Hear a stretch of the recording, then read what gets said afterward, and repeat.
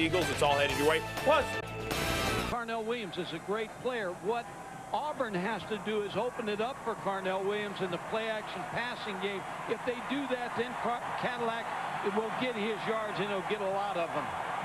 The two head coaches, Tommy Tuberville, 4th season as the head man of the Auburn Tigers, and across the way in his 1st season, Ron Zook, former assistant coach here. 1st season, 4-3 his numbers. And the weather last year was so totally important in this ball game.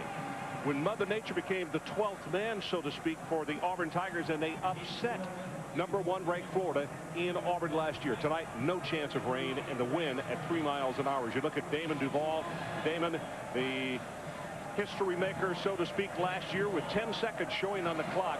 He booted, I think, what is one of the really great field goals of our time into like a 24-mile-an-hour wind. He aimed 6 yards to the right of the right up mark, and it went straight down the middle, and they upset the #1 ranked team in America. Auburn has won the toss, but they have deferred. They want Florida to go on offense first. And this one's not going to be returned out of the back of the end zone. So let's talk about Rex Grossman. He injured his leg. Actually, he tweaked it again last week. He's been hit a lot, Mike. We talked about that last week. But the youngster, really a gutty performer. I think sometimes too much so, because he's going to get hurt if he doesn't either go down or leave a tight end to block for him sometime. Ron, it's imperative that Florida gets something good to happen to them early so they can get this crowd with them. From the 20-yard line, Auburn jumps around on defense, and a quick-out pass, a good safe throw, 25, 30. It is Carlos Perez who makes the reception, and it'll go for 12 yards. Here are the other starters on offense for the Gators. Ernest Graham and Carlos Perez, Tyler Jacobs, Ben Troop, and Aaron Walker. They open up with a 2 tight end set. And on the offensive front, Jorgensen remains at center this week. Shell was injured last week. He goes to right guard. DeGore goes from center over to left guard. First down on the opening play of the night. Now they scrimmage from the 33. And it's Ernest Graham right up the middle. Bounces it off to the right side out to the 37-yard line. Defensively for the Auburn Tigers, they are led by DeMarco McNeil out of Pritchard, Alabama. Big and really good defensive tackle. The linebackers, Dontarius Thomas, still not 100%. They got to have him playing well this evening. And in the secondary, Rogers and Willis are going to get tested at the corners this evening.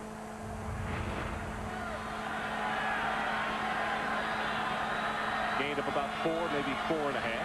Grossman with an audible at the line of scrimmage. Again, Florida goes with the 2 tight end set. Wants to throw. Second throw of the night. Gets it away. Has it complete. That's good for the first down. Again to Carlos Perez. And again, Ron, it's important. I can't say enough about the Florida offense to come out in here and get something going and get some first downs. Carlos Perez does a nice job of coming back for the football. Carlos Rogers with good coverage on that play.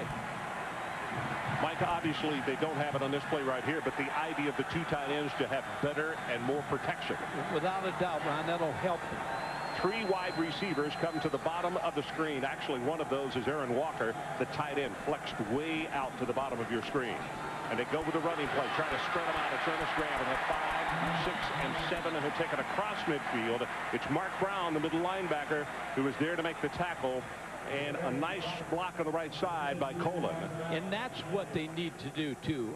We saw this game last week against LSU. You have to establish the threat of the run and the run itself. Ernest Graham's a great back. We got 2 great backs in this football game tonight. Quick pass right over the middle, got it complete, and guess who again? Decoying with Taylor Jacobs, and Perez has been the workhorse so far. 3 catches in the first 2 minutes of this ball game. And here's the other thing you notice, Ron, everything's quick. Yeah. Because of the protection breakdowns last week, everything's 3 steps, everything's a run, everything's a quick screen. Now Tommy Tuberville and the defense of Auburn will start tightening it up a little bit as they cross the 40-yard line. Perez 3 catches now for a total of 27. You can see Tuberville pacing on the far sideline. Drive started back at the 20, and it's a draw play. Flag goes down as Graham is going to take it to the 40-yard line. I don't know if we had someone moving before the snap. Mark Brown with his second tackle of the night. We had a chance to visit with Mark yesterday afternoon after the Auburn walkthrough. Yep, that's going to be the call. And he talked about, I should expect to get to know Ernest Graham a lot better this evening. He said, by all means, particularly after the week the Tally had game against them last week, they expect to see Ernest running the ball and a lot this evening. Ron, he also said Florida's a wounded animal, and we know they're going to come out swinging, and they are coming out right here taking their best shot. You know, one of the things that opposing coaches, even though the Gators have 3 losses in the early part of the season, one of the things that opposing coaches have reminded their teams of, though, they are still Florida athletes and they are very capable. Don't take them for granted. Penalty of 5 yards. It's now 1st and 15. They need to attain the 32 to pick up the first down. And Grossman sets the throw. Fires it out in the corner. Has it complete. And the first pass delivered to Taylor Jacobs of the night. The senior out of Monticello hit immediately by Carlos Rogers. When you look at Rex Grossman, he's throwing the ball quickly tonight. There's not a question about where he's going with the football. He bounces. He's got a little bounce to him. The routes are being run well. Taylor Jacobs on a quick out completion. 4 of 4 for Grossman to open the ball game tonight for 35 yards.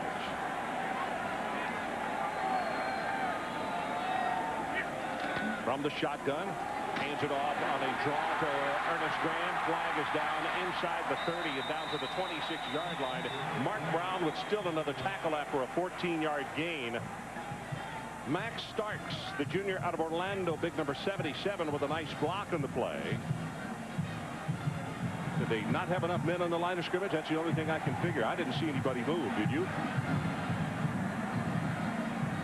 Ron, when you look at last week, here's what Rex Grossman did against LSU. Underneath 10 yards, he had 10 for 18, 3 interceptions on this side, 4 for 6 here.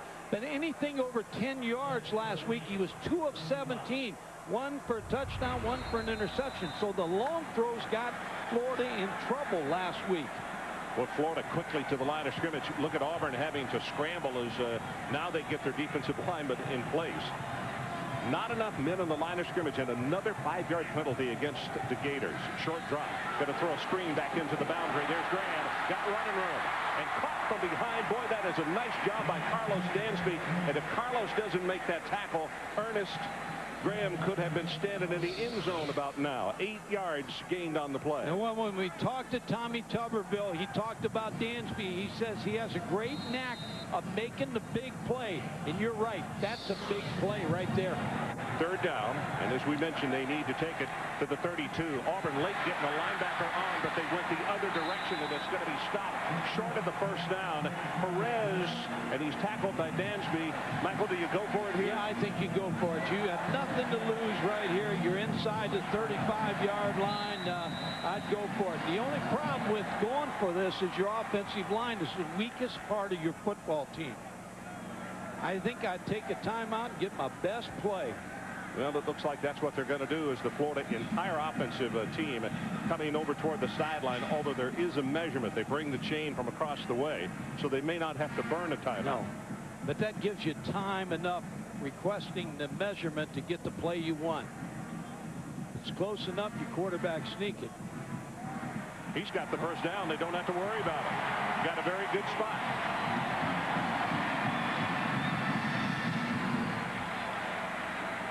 Now this offense completely different from last week.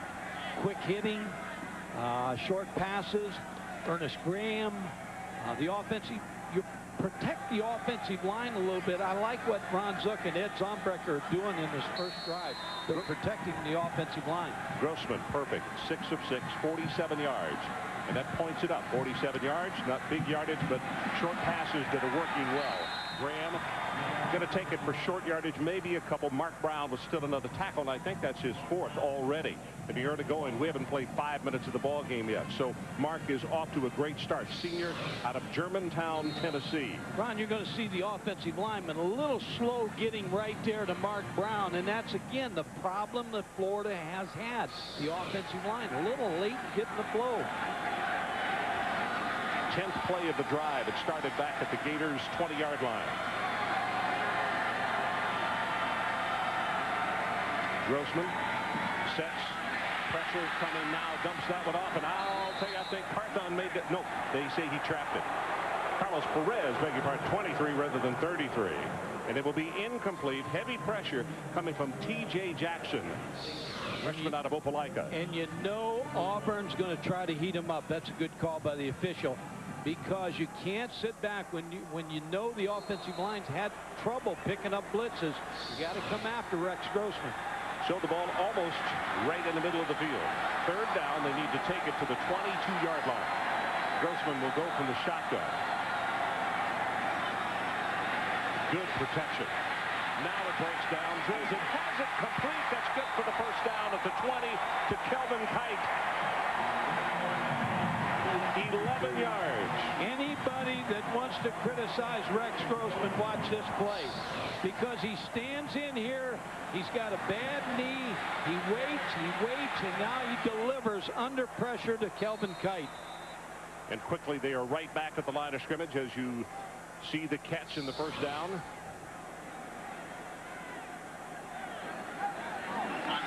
Now Grossman with an audible. 3 wide receivers to the left again. They go with the running play. Graham bounces off the tackle. Ball is loose, recovered by Florida, unless it's taken away underneath the stack. Shannon Snell was right there to get on top of it, and it's almost like Graham missed the hole. There was a hole to the right, and he cut back to the left. Ron, there's a missed block and a hit-on tackle on Ernest Graham. Ernest Graham, one of the finest backs in this country. You're going to see him get a hit-on tackle right here. Nobody blocks Mark Brown.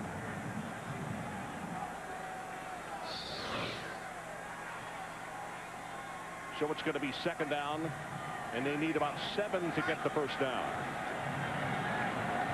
See Auburn showing blitz in the middle. They come. Good job of picking that up, and the pass complete again, and this time Taylor Jacobs.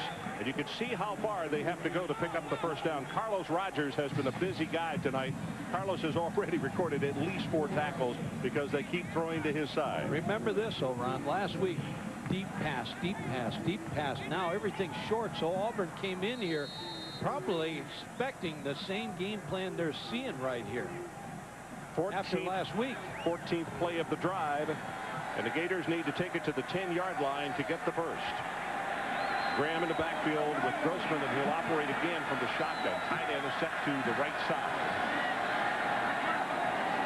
Auburn shows blitz, and Auburn, I think, was offside. Pass, touchdown, Florida. Aaron Walker, the tight end.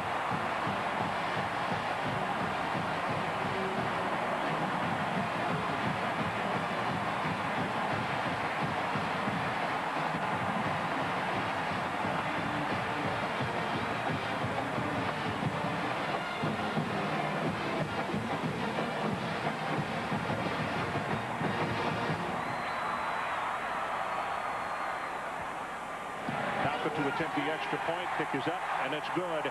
And now all of a sudden this crowd that came into the stadium kind of sitting on their hands waiting to see what would happen. Would they slumber or would they erupt? And they have erupted on an 80-yard drive, and that was what, the 15th play of the drive. We'll take a break. 7-0. Gators go on top. College football on CSS is brought to you by Shoney's. We can't wait to have you over. And by Liberty National Life. Homegrown, hometown service for life insurance. If you have debt and are tired of getting calls and letters from bill collectors, we can help. Debt Free is one of the nation's largest nonprofit debt consolidation services. Tim and I kind of got ourselves into a little bit of debt, and we've been wanting to retire by the time we were 50. We woke up one morning and we realized that early retirement was just not an option, and that we needed some serious professional help. By calling Debt Free, you can be on your way to financial freedom in as little as 15 minutes, because we have relationships with over 50,000 creditors. We will work with these creditors to lower or even eliminate your interest rates and consolidate your debt into one low, comfortable monthly payment. We used to pay a couple $1,000s a month in bills. And that was due to the high interest rates, and now we're saving $400 to $700 a month, and that's thanks to Debt Free. Gather your most recent bills and credit card statements and call the number on your screen. and leave the rest to us. It's just that simple. Debt-free is more than just our name. It's our commitment to you. Sunday night is Auburn night on CSS. It's an SEC West showdown with Auburn plays LSU. Re-air starts at 9 Eastern, 8 Central on CSS, your source for sports in the Southeast.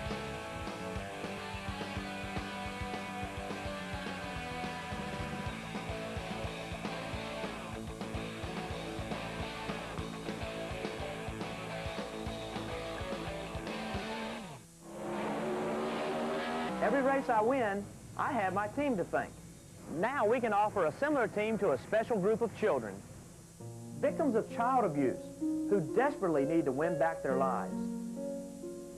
Children's advocacy centers unite social workers, law enforcement, doctors, and therapists. Every resource under one roof.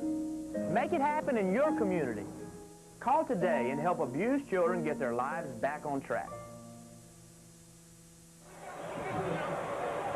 Welcome back to Gainesville. 7-0. The Florida Gators have jumped on top. 14 plays on the drive. That's the longest of the season. It covered 80 yards, and it used up 7 minutes and 16 seconds. That, too, is the longest of the season. You see, Grossman was almost perfect. 9 of 10 on the drive. Petrovich will kick it off. Roderick Hood and Trey Smith, the two deep men for the Tigers. Let's see if they can have an answer for the Gators. Going to be returned by Smith. He's out of Venice, Florida. He'll take it across the 20, and it's going to be stopped at the 22-yard line. On a zone blitz, and I think they had a bust because both these people are coming through the same place. They bring the defensive end. I think the safety's supposed to be more over in center field, and all of a sudden you're going to get Aaron Walker running scot-free down the middle of the field. So a bust in coverage by Auburn. And as we said, Grossman 9 of 10. Daniel Cobb gets the start at quarterback.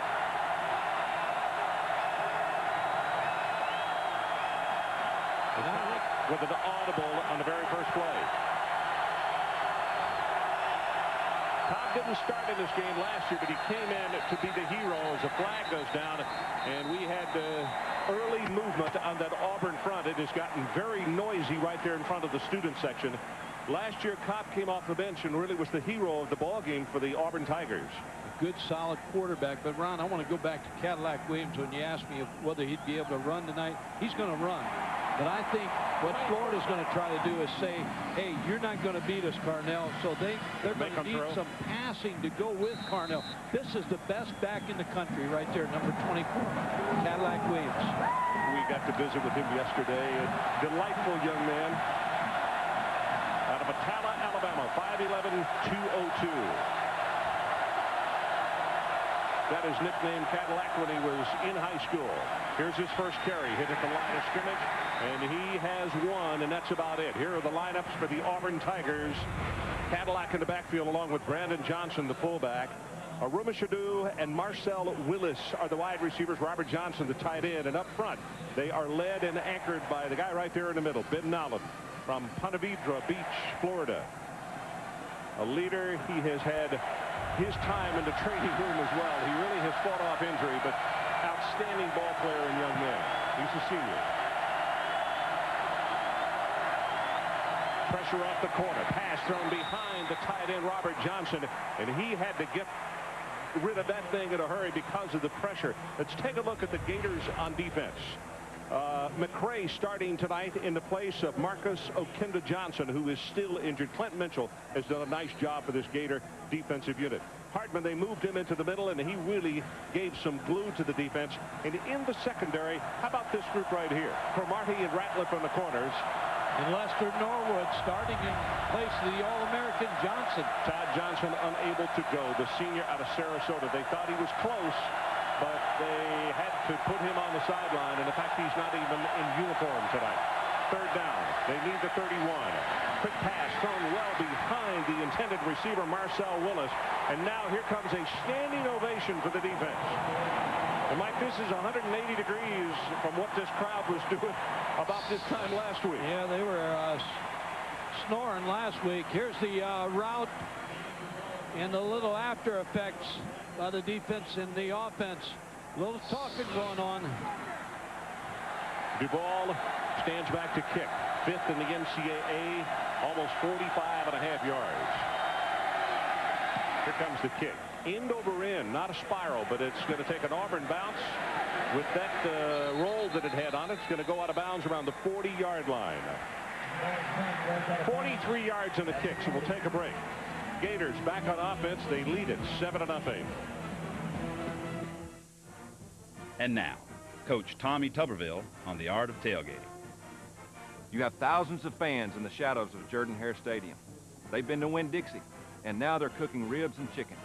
Banners are flying, spirits are high. Auburn football is in the air. I love the smell of tailgating in the morning. It smells like victory. Real good food from real good people at a real good price. Winn-Dixie, the real deal. There are two conferences that are the epitome of college football tradition. There are only two conferences where over 10 million people see their teams play each year. There are only two conferences that have appeared in over 380 bowl games. And these same two conferences will begin a new tradition at this year's Gaylord Hotel's Music City Bowl. It's the Big Ten and the SEC December 30th at the Coliseum in Nashville, Tennessee. For tickets, call 255-9600. Prescription drugs.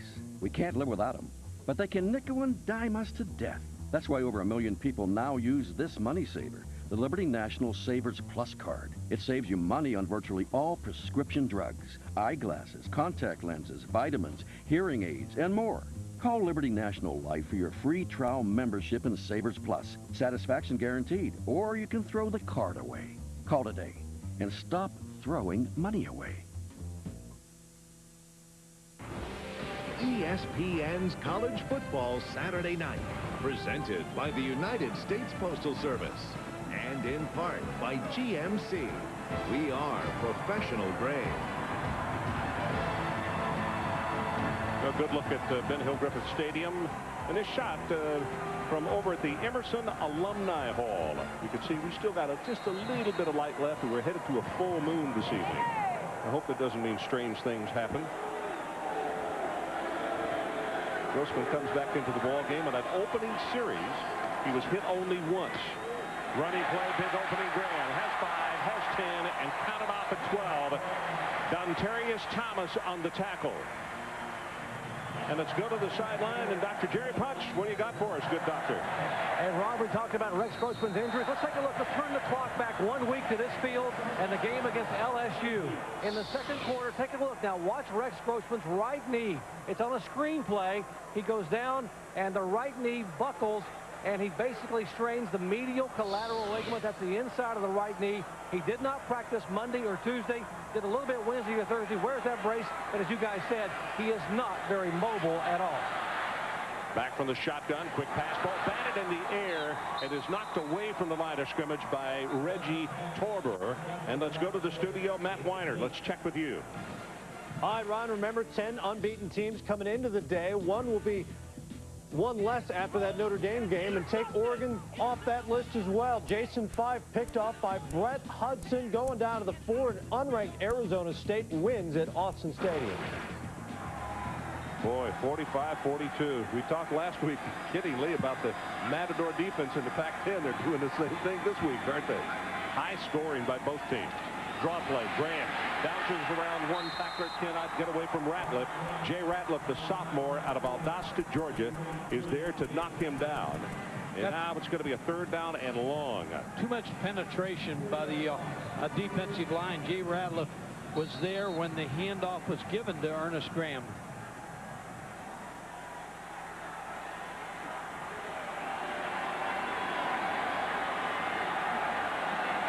This time Grossman will go for the shotgun. They need to take it to the Auburn 39-yard line to move the chains. Stunning by Auburn. Passed on, and it is caught by Jacob. That is going to be close. It's not just close. It's good for the first down. Horace Willis came up to make the tackle, but Jacobs was so high off the ground and protecting the ball with his body that there's nothing that Willis could do. No, Ron, he's right on target. They had a twist in the defensive line. You see him get hit, but a good route by Taylor Jacobs. Well, that's a nice job by Jacobs, the senior out of Monticello. And again, Florida moves the chains. Now they scrimmage from the 38-yard line.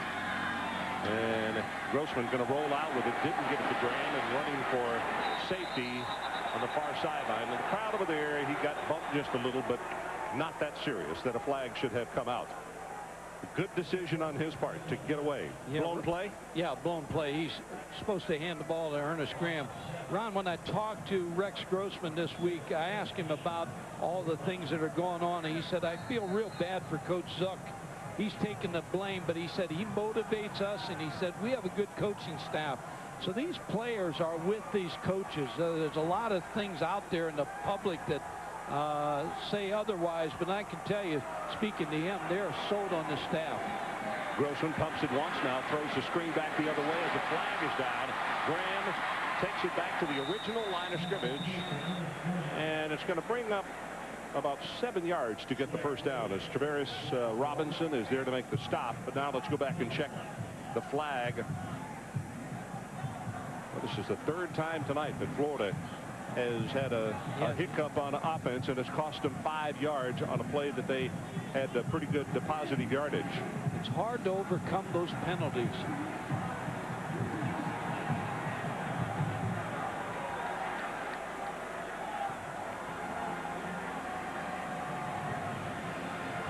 So after Grossman had run out of bounds and lost about 7 yards, and then the 5-yard penalty tacked on, 3 penalties have now erased 29 yards in Florida games in this opening quarter. Grossman, they throw the quick screen out to the near sideline, caught by Kite, and here comes in a late flag. That one's thrown at the 38-yard line.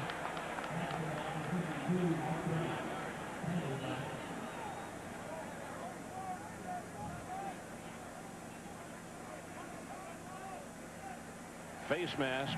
Now let's see if it's going to be the incidental or if it's going to be a personal foul. And he let go immediately, so I would assume that it's going to be the 5-yard variety. Face mask, 5 yards against the defense. 5 yards from the end of the run. Repeat second down. Your assumption was right. Florida again, Ron, with a nice game plan here, throwing the ball quick out there. When they're getting first downs on, and they're not stalling on third down. Ron Carthon, number 33, the junior out of Key West, comes in at running back as Ernest Graham comes over to the bench, and he gets a breather. Grossman hands it off to Carthon, and the big back is going to be close to the 30-yard line. It'll be third down and about 2 as Mark Brown records still another tackle. There's a way of protecting your offensive line when they're not up to the standard, and that's quick plays, quick passes, quick runs where they can tee off a little bit, and they're doing a pretty good job on that. 4 for 4 on third down conversions tonight. Ernest Graham comes back into the lineup, so both Graham and Carthon are in the ball game right now.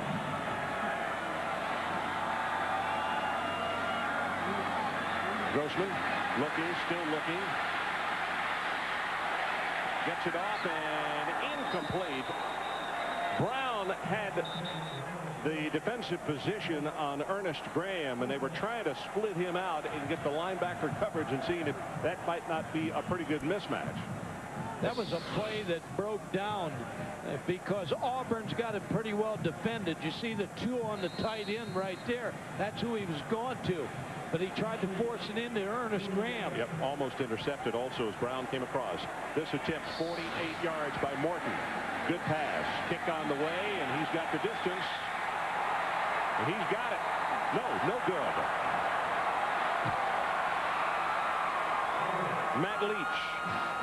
Matt Leach misses the field goal attempt, so we'll take a break. 7-0. Gators lead. We'll be right back. If you have debt and are tired of getting calls and letters from bill collectors, we can help. Debt Free is one of the nation's largest nonprofit debt consolidation services. Jim and I kind of got ourselves into a little bit of debt, and we've been wanting to retire by the time we were 50. We woke up one morning and we realized that early retirement was just not an option and that we needed some serious professional help. By calling debt-free, you can be on your way to financial freedom in as little as 15 minutes because we have relationships with over 50,000 creditors. We will work with these creditors to lower or even eliminate your interest rates and consolidate your debt into one low, comfortable monthly payment. We used to pay a couple $1,000s a month in bills. And that was due to the high interest rates, and now we're saving $400 to $700 a month, and that's thanks to debt-free. Gather your most recent bills and credit card statements and call the number on your screen. And leave the rest to us. It's just that simple. Debt-free is more than just our name. It's our commitment to you. Be sure to watch The Lighter Side of Sports, hosted by NFL star Mike Golick. Join us as we take an inside look at some of the funniest moments in sports. You'll see plenty of superstars, bloopers, and amazing achievements. The Lighter Side of Sports, available only on CSS.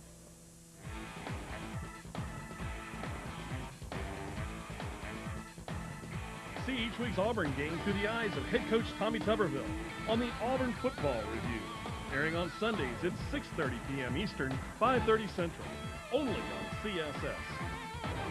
Tune in each week to watch my show on CSS, your source for sports in the Southeast.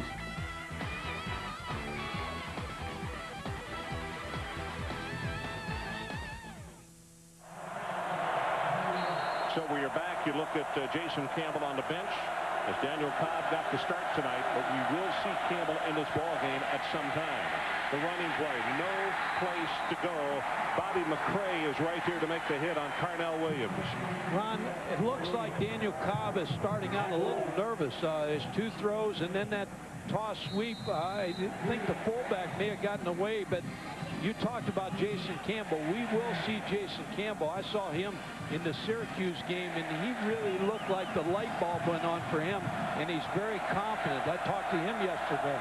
Ronnie Brown checks in, number 23, and he actually lines up at fullback as Williams goes in motion. And, of course, Ronnie Brown actually is a tailback. They give it to him right up the middle, gets by the linebacker, and is going to fight his way out across the 35. Gus Scott will make the tackle, but that's as good a positive offensive running play that Auburn has had tonight. Yeah, and Eddie Grand, the offensive running back coach, wants to get Ronnie Brown in the lineup. That's just a missed tackle right there by Bam Hardman. Ronnie Brown, he wants to play him a little bit more. He's averaging 31 rushing attempts this year. Crowd comes to life. It is third down, and they need to take it to the 41-yard line to keep this football. Blitz coming off the corner. They pick it up. Pass over the middle is dropped. Intended for Marcel Willis, and Marcel did not stretch out and catch the football. Hit him in the hands. Yeah, you can't blame that on Daniel Cobb. Marcel Willis with 23 catches just didn't bring it in. Last season missed a month and a half because of various injuries. Damon Duvall, his first kick tonight, 43, and Ratliff is the deep man.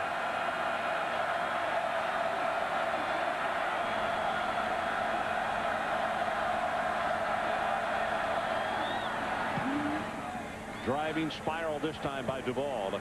Ratliff retreats to the 16. 25, 30. Florida will have decent field position just across the 30-yard line. 47 yards at a kick and 15 on the return.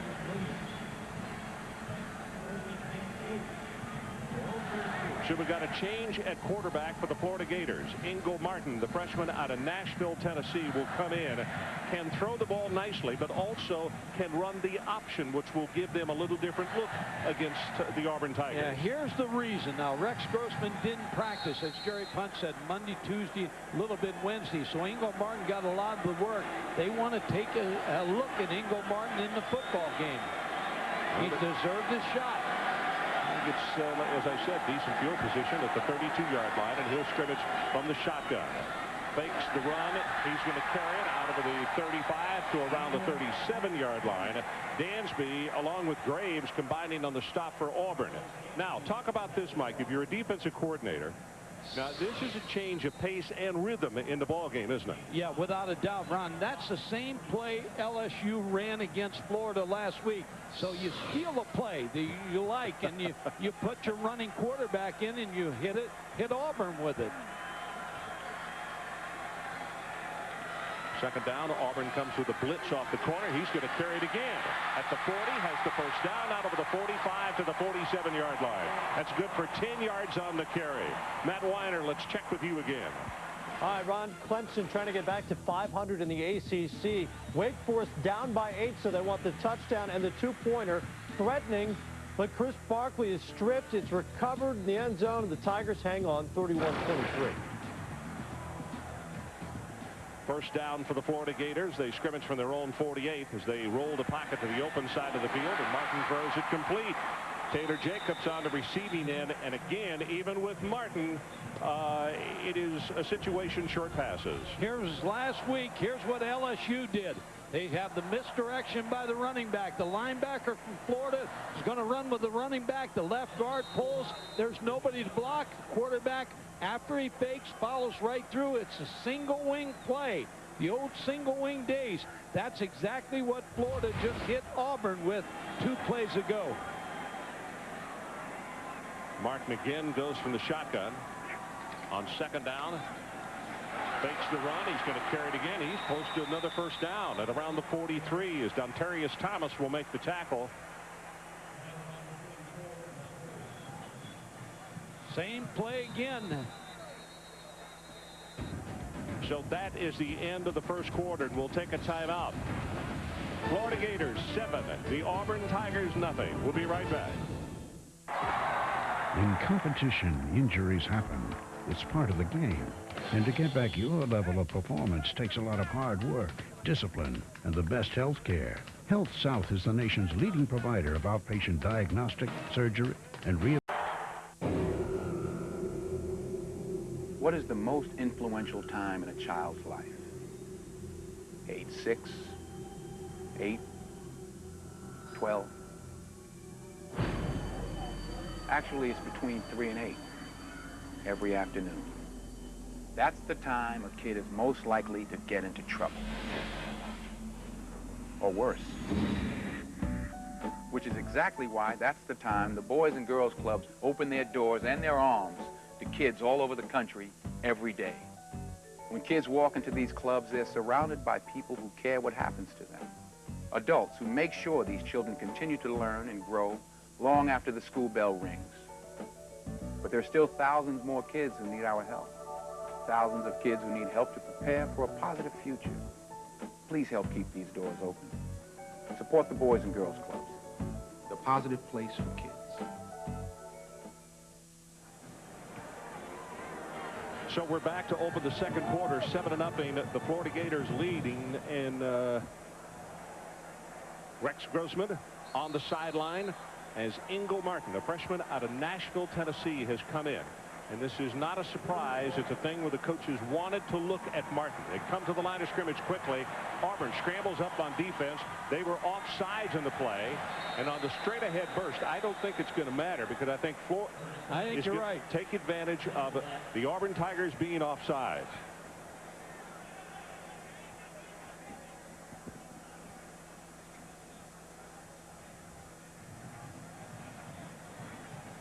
There's the call right there. Auburn offside. Coach Tuberville, not sure he agrees with that call by the officials, but all for naught, and it'll be first down for Florida. Here's the quick movement to the football, and defensive back at the top was offside. That's Roderick Hood.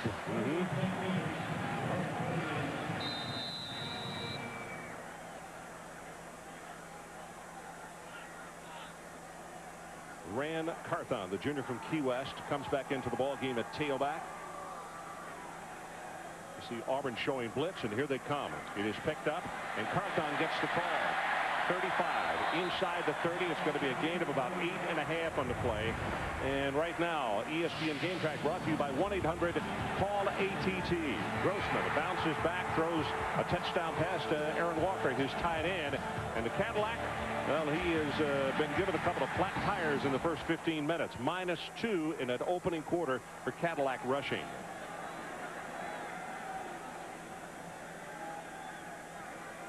You see Auburn showing blitz off the corner. They give the ball off to Carthon. Big opening at the 10, at the 5. The ball is loose. It's recovered by Florida at the 2-yard line by Troop. Rashad Walker is the one that knocked it out. He was within a breath of scoring the touchdown.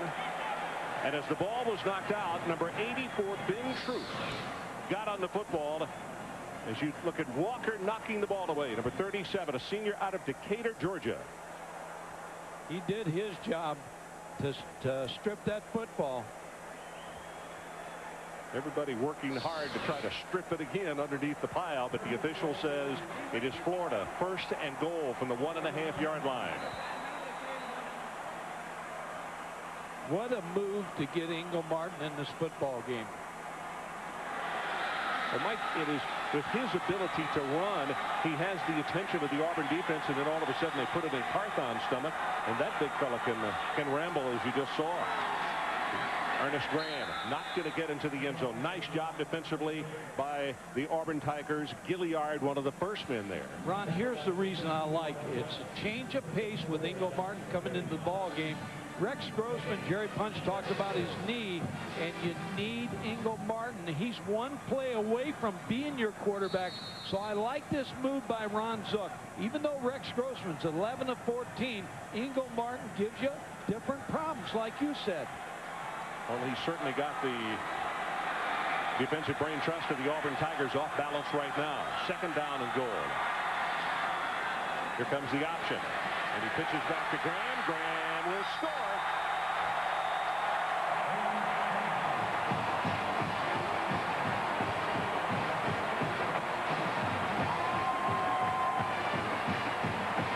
You know, it's like in baseball, you've been facing a 95-mile-an-hour fastball, then all of a sudden you got a guy who throws nothing but knuckle curves and changeups, and it just totally takes you off balance. I tell you, all of a sudden you run an option game. If Rex Grossman's in there right now, you can't run the option, but that springs Ernest Graham for the touchdown. That well-conceived offensive game plan here in the first half. Talcott to attempt the extra point. And you can see this Tiger defense has been on the field almost the entire first half, and they are a little winded. Extra point, but Talcott is up, and it is good. So we will, on the sideline, look at the quarterbacks as they put their heads together. Gators 14-0.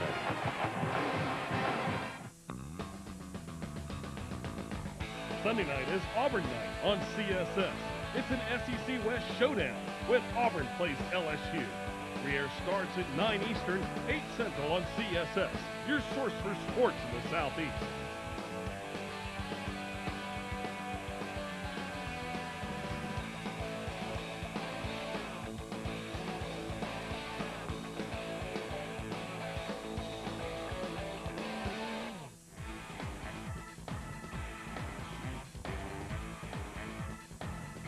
See each week's Auburn game through the eyes of head coach Tommy Tuberville on the Auburn Football Review, airing on Sundays at 6:30 p.m. Eastern, 5:30 Central, only on CSS. Tune in each week to watch my show on CSS, your source for sports in the Southeast.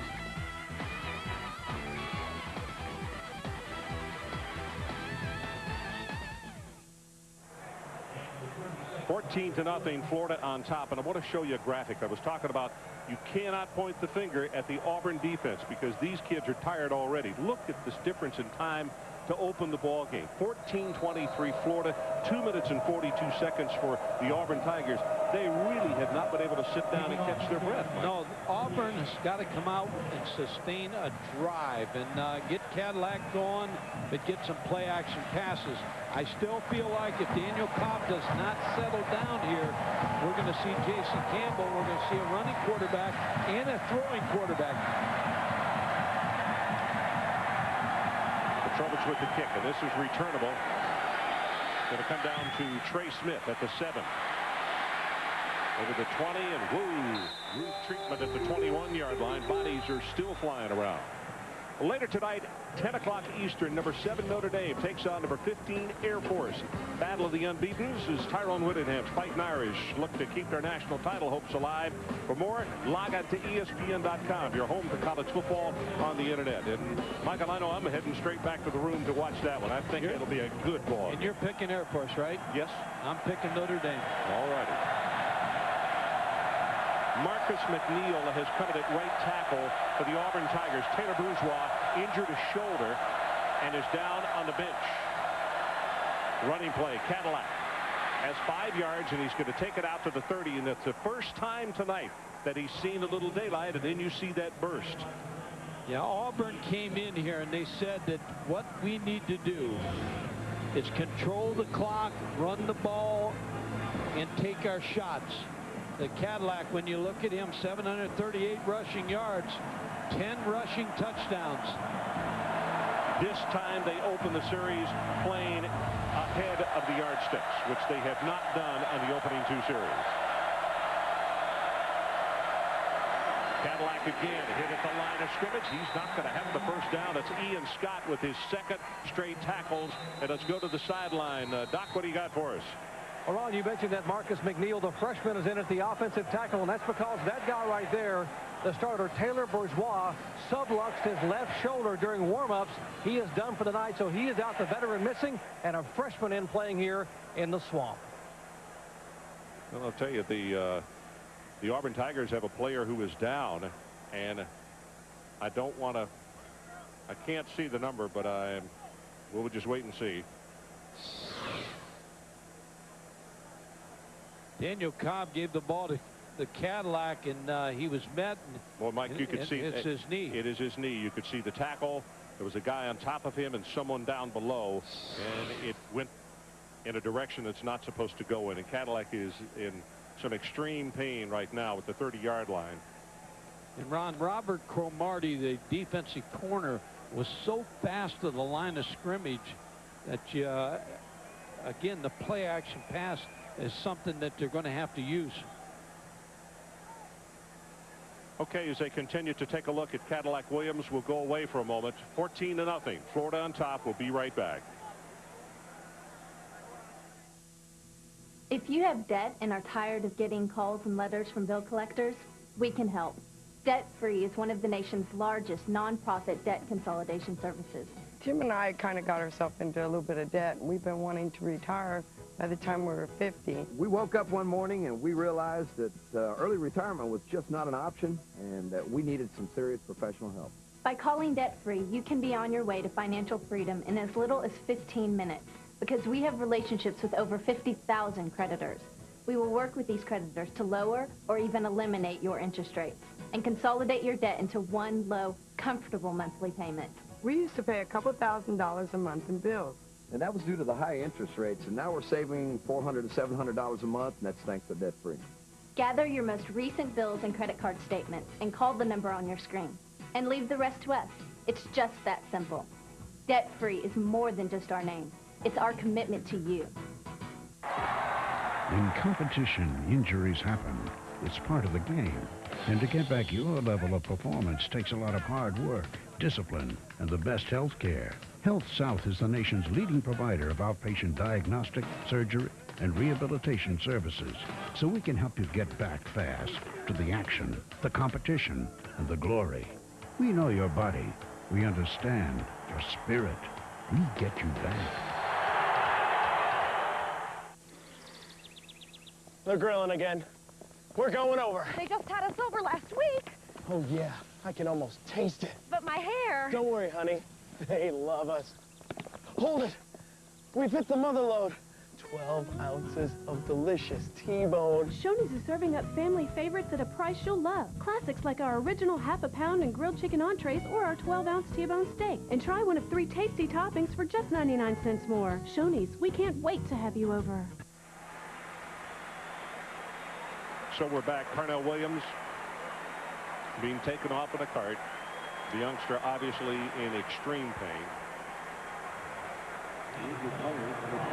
Ron, one of the best players in this country and a great young guy, and we enjoyed talking to him yesterday, and now We just got to hope that that's not that bad. And now let's go down the sideline. Dr. Jerry Punch. Jerry? And I've got Dr. Jimmy Andrews and Larry Lemack, the two of the best orthopods in the business. And I've just been told it is the left ankle on Cadillac. We'll try to get an update. They're going to take him out for x-rays, and we'll update as soon as we can, Ron. Okay, third down and short, and a straight-ahead running play with Ronnie Brown, and he's going to have the first down plus a few more. It's a gain of 12 in the play.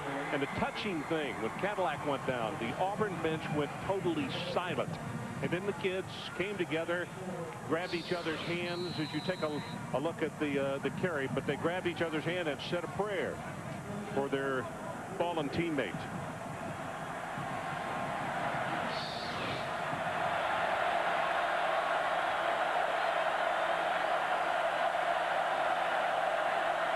From the 43, they fake the draw play. Wide open over the middle is Johnson, and the tight end will have the first down plus mini, and they're going to spot him dead at the 35-yard line. That's good for 22. When you run and run and run, all of a sudden safeties start to bite. And Robert Johnson wide open down the middle. Daniel Cobb hits him right on the numbers, and Auburn in business. And Auburn is united right now. Ronnie Brown is giving them a little life. Yeah, you're right. They need this. And with Cadillac going down, they know they've got to step up. Draw play. Brown at the right side finds an opening inside the 30s down to the 28. Gus Scott is there on the bottom of the tackle. But now on this series, even before Carnell got hurt, they are playing in front of the chains instead of having second and long and third and long. They're playing with second and short, which makes a world of difference in play calling, Mike. And you're right. And Ronnie Brown has been impressive. Eddie Grand, the offensive running back coach, told me before the game he loves Ronnie Brown. He said he's just behind Carnell Williams, but he is a tremendous running back. He's a sophomore out of Cartersville, Georgia. Second and 3, they'll throw it. Short drop ball tipped at the line of scrimmage and knocked down, and it'll go as an incompletion. And now it'll be third down. I believe it was Clint Mitchell who got a hand on it. Ian Scott also was in the vicinity. Clint Mitchell, number 94, is going to get his hands up there. Yeah, it is Clint. Right hand. Yep, number 94. Ron, in the ball games Auburn's had, Marcel Willis is the guy that they like to go to. Now, he's not in the football game, I don't believe, on third down. Third down, they need to take it to the 25-yard line of Florida. Draw play, Brown right up the middle, moves the pile, but not quite enough to get the first down. I think he's going to be about a half-yard short. Ian Scott again making the defensive stop for the Gators. He has had an outstanding first half. Yeah, they're going to go for this. Down 14-0, not settle for a field goal.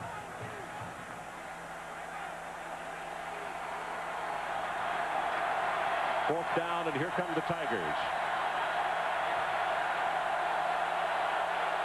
Eighth play of the Auburn drive.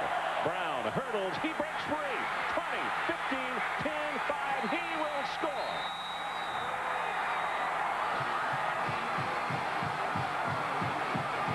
Ronnie Brown, 26 yards, and the Tigers, just like that, are on the scoreboard and back in this ball game. Carnell Williams got hurt. Ronnie Brown entered this football game in that offensive football team, and I'm sure it's going to carry over to the defense. They rose to the occasion, Ron. They're a different ball club right now. Damon Duvall to attempt the extra point to try to make it a one-touchdown ball game.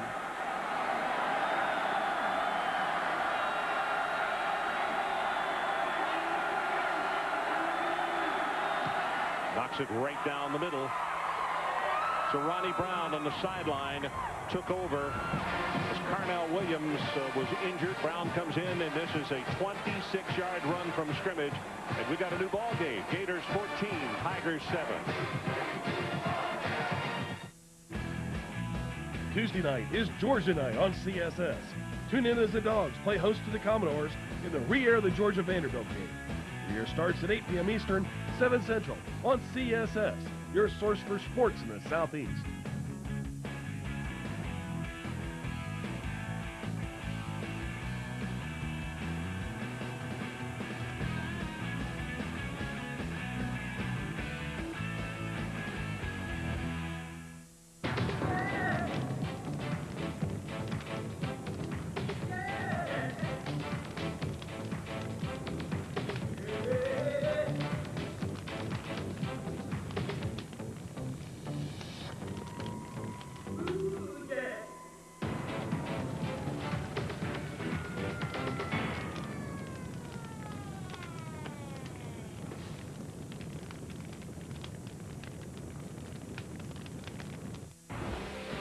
ESPN's College Football Saturday Night, presented by the United States Postal Service and in part by Allstate. Come find out how the right hands can make all the difference for you. So we're back. Ronnie Brown scores at a 26-yard run. We'll show you why he was in the ball game in just a moment in case you missed the injury. If you just joined us, to Carnell Cadillac Williams injuring an ankle on that last series, which Auburn took it down and put it in the end zone. Here's Duvall with the kick. Hey, his kicks are very difficult to return. They are always deep. Here is the injury to Cadillac, to the ankle. And he is being hit there and then hit by a second player, and that's when he goes down. And I want to show you the reaction. This is what Mike is talking about, the emotional level. These kids, they spend so much time together. They work so hard together. And everybody, here's the touchdown run right here. And the point that Mike is making, I think it's extremely well taken. The emotional level by this Auburn team right now is probably twice what it was when they started the ball game. And you got Ronnie Brown, who is very capable to lead this team in the rushing department to get back in this game. Rex Grossman back in. See the numbers on him, off to a really good start as Graham takes the ball to the left side. He's going to have 5, maybe 6 yards on the play. Tavares Robinson defensively for the Tigers, and also Mark Brown over there in that area. You know, an interesting comment made by one of the defenders, DeMarco McNeil, the big defensive tackle. During the week, somebody was asking about Florida and the fact that Auburn has fallen on hard times since that ball game, has not played as well. And he said, I'll tell you what, we rode that horse too long. He said, all we walked around talking about patting ourselves in the back was Florida, and we lost sight of the rest of the season. Straight ahead by Graham. He's close to the first down, and let's go down to the sideline. Doc, what do you got? Guys, last week Auburn's defensive front gave up 429 yards rushing against Arkansas. And the reason is they are just so beaten up. Their starting nose tackle, Spencer Johnson, not even playing tonight. There's Reggie Torborg, number 92 or 82. He's playing on a banged-up ankle, wearing an ankle brace. And DeMarco McNeil, the other defensive tackle, is playing on an inflamed knee. There's McNeil, and so 3 of their front horses are playing hurt, and 1 is not even playing at all tonight, so very beat up in the Auburn defensive front. Yep, and they're going to have to continue to raise the level. Snell in motion. He's the blocker. Ernest Graham over the top, and he appears to have the first down as Dansby makes another tackle for the defenders for the Auburn Tigers. You talk about Cadillac, and we talk about Ronnie Brown. You ought to also talk about Ernest Graham, because as I've said so many times doing Florida games, as Ernest Graham goes, so goes Florida. Because if they run the ball, that takes all the heat off the passing game. Well, the interesting thing with the point that you make, last year, the 2 games they lost, nothing against everybody else, but both games he was injured and was unable to play. And the coaches say he's a quiet warrior. You see Auburn jamming the line of scrimmage. They come with pressure off the outside, and Grossman throws this one, has it complete. Good for the first down to Taylor Jacobs. They opened up the night. Carlos Perez, they were decoying Jacobs. Perez caught 3 balls in the first 2 minutes of play, and now they've gone back to the go-to guy in Taylor Jacobs. This is thrown as well as you can throw it. It's thrown on time. Watch his route, and as soon as he turns and comes back, that football's there. That's Rex Grossman's strong arm. That's good timing and a good route by Taylor Jacobs. So it is a first down, and they move the chains across the way. They may hold it up for a second because the chain gang is having trouble getting that taking place around the Auburn coaches. Draw play, hit behind the line of scrimmage.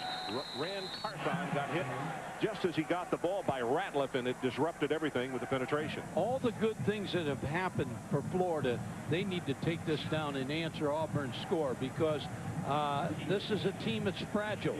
4-3, things have not gone well the last couple of weeks, so they need to continue their confident way. Well, this young man at quarterback is obviously very competent. Engel Martin should be as well. He came in and did a magnificent job. But Grossman, in his last 2 ball games, had 8 interceptions, 4 in each of those games. Pass thrown perfectly. It's complete. 45, close to the 50. Carlos Perez. And Dr. Punch, let's go back to you. Guys, today at the team hotel, Rex Grossman was undergoing treatment with the trainers and doctors from Florida. And he told them that when they talked to him about not being very mobile tonight, he said, look, it's going to take the whole team to get me off that playing field. He said, I want to be the guy to lead us back for Coach Zook and for all of our team out of this slump. I want to be the guy that brings Gator football back to the Gators. That's the kind of performer he is. Gutsy fella.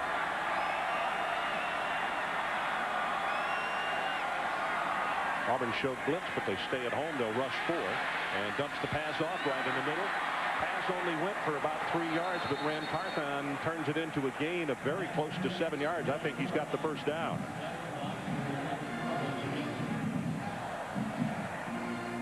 Dansby again making a tackle. And Ratliff, the defensive end for Auburn. Again, that's getting up slowly. Taking what the defense gives them. You don't want to add to what Jerry Punch said after this play.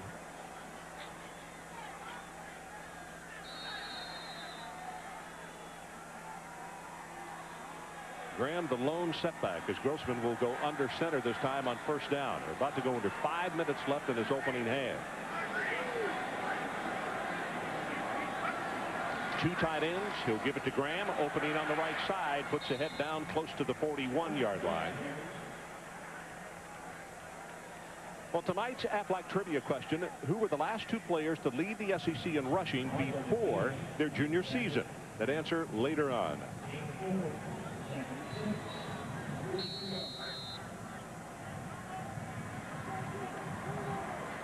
Montana continues to roll. Had them last year in that 1AA championship game at Chattanooga. Joe Glenn, the football coach. Yeah, they're battling their way to try to get back to Chattanooga. Flag comes down. Pass thrown complete right here on the near sideline to Taylor Jacobs. Pass to Taylor Jacobs. Out of bounds on the 14-yard line. Going back to Ron, to what Jerry Punch said, and you and I talked about this today, and Rex Grossman's attitude: I want to do whatever I can do for this coaching staff. There's so much misinformation out there and so many negative talk shows and .coms and all these things that are out there, and you really don't get the right message out. The message is this football team and these coaches are close knit. They've lost some football games. Now, if you're a fan of Florida, you stay with them. If you're a fair weather fan, then you blow away. Same way with Auburn. Auburn is a team fighting right now to stay in this West race. 3 wide receivers to the top of your screen, out to the left. Grossman pumps it, and they try to throw that screen again right over the middle. Has it to Ernest Graham, and that is a nice defensive play as Auburn's going to spill it for a 3-yard loss, and it's Mark Brown who has just been everywhere in the first half of this ball game. 8th tackle we have for him. And Ron, he's the leading tackler on this football team at the middle linebacker spot. And you're right, he's going to be where the action is. Mark Brown's a tough football player. They've read the screen all the way. 3rd down, and Florida needs to take this down to the 36-yard line of Auburn.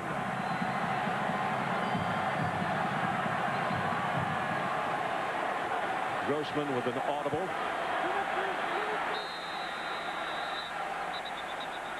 And they're going to get a delay of game.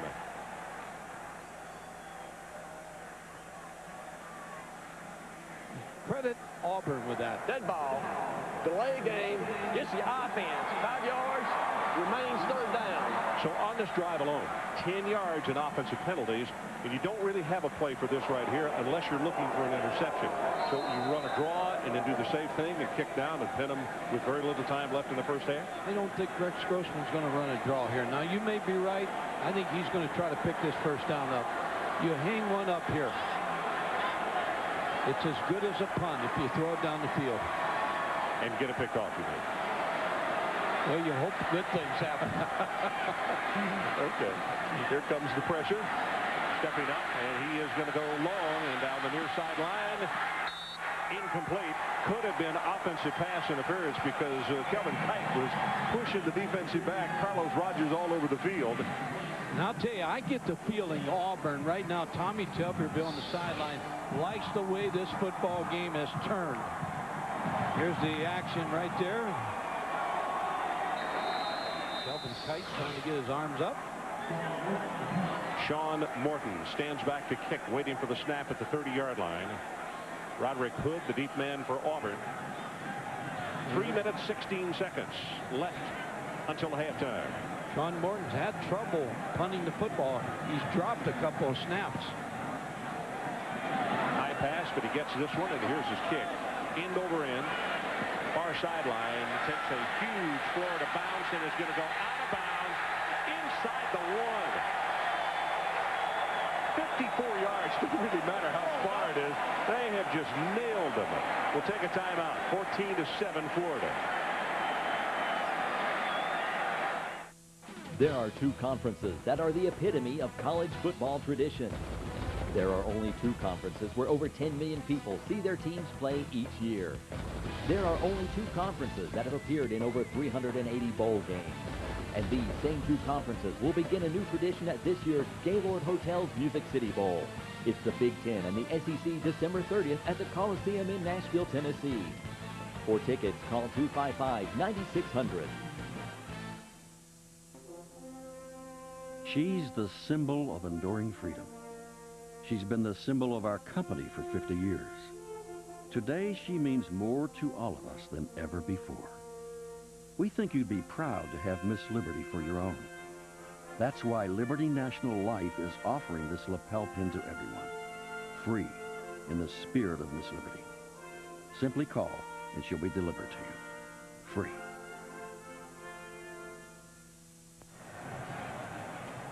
Well, the answer to tonight's Aflac trivia question, who were the last two players to lead the SEC in rushing before their junior season? Eric Rett, 1991, when he was a sophomore, and Emmitt Smith, 1987, when he was a freshman. Look at where the Auburn Tigers are having to scrimmage from. Wow. Morton nailed this kick. It was not aesthetically a beautiful thing, but it got the job done. Got the job done, and Auburn now is scrimmaging.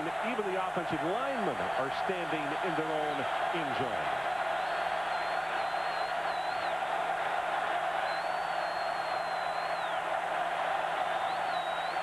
Fake the draw, going to go on top, right over the middle. It is tipped and almost intercepted. Reese Davis, let's check in with you. All right, Ron, coming up at halftime on the Saturn Halftime Report, the Sooners were supposed to get a challenge, and they blew right through the Cyclones. There was a Pac-10 thriller, and then there were 9 unbeaten teams across the land, and we'll check in with the game day guys. Of course, the unbeaten number is going to go down to 8 by the end of the night after Notre Dame and Air Force. We'll see you in just a little bit. Okay, Reese. Second down and 10. That ball tipped by Mike Nattiel. It could have been intercepted.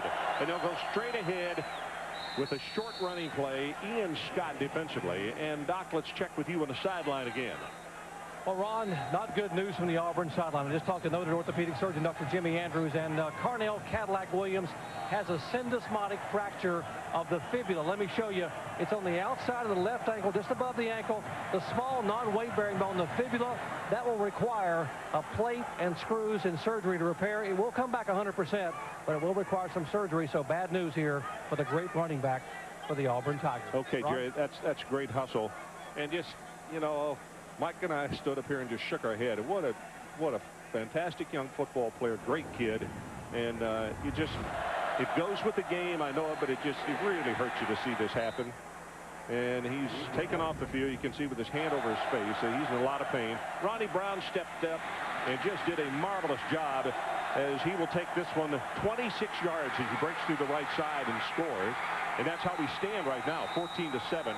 And really, after that injury, it did change the momentum. Now I want to see how much this kick changes the momentum. As Florida's taken a timeout, trying to get the ball back with 2:44 left. And go back to Carnell Williams, Ron. You talk to Eddie Grant or Tommy Tuberville, they say he's the hardest working player on the team. And you talked about the team's emotion after he got hurt. He is the best running back in the country. I don't care who else is out there. Carnell Williams is the best in the country. Now you talked about this punt, Ron. This is the biggest third down of this game right here for Daniel Cobb to get this first down. Because if they go with the pass and it's incomplete, Florida has got a ton of working time. Now, Duval obviously is one of the best kickers, the best punters in the country. But if they don't pick it up, he's going to have a big job in front. They are 1 of 4 on third down conversions. From the shotgun, Cobb drills it, has it complete, but it's going to be short of the first down. Aromashodu makes his first catch of the evening. The outstanding freshman from Miami Springs And Florida still has 2 timeouts. That was a good tackle by Ratliff. A good play call by Bobby Petrino, the offensive coordinator. Now Duvall, his All-American punter, needs to get an All-American punt right here. Yep, he really does. And Duvall very capable of doing that. As you know, he put the stake through Florida's heart last year with a 44-yard field goal with 10 seconds remaining. And right now he's being called upon to get away a very good punt. Auburn has to call a timeout. So we'll take the timeout. 2:04 left until halftime. Right back.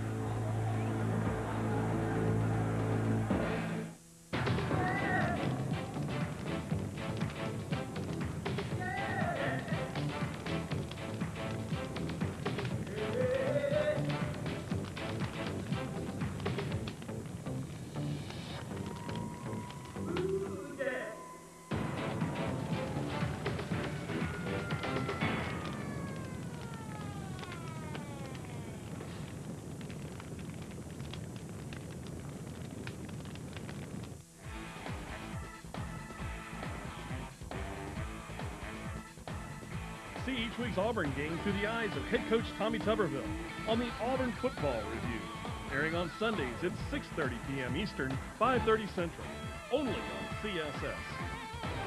Tune in each week to watch my show on CSS, your source for sports in the Southeast.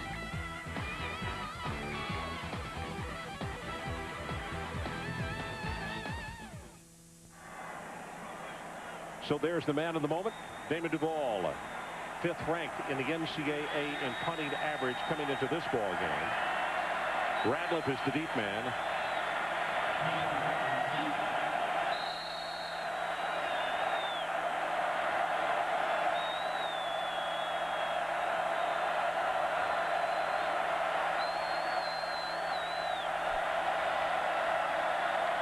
Good pass. They're going to run it. They're going to go for it on 4th down, and he does not make it.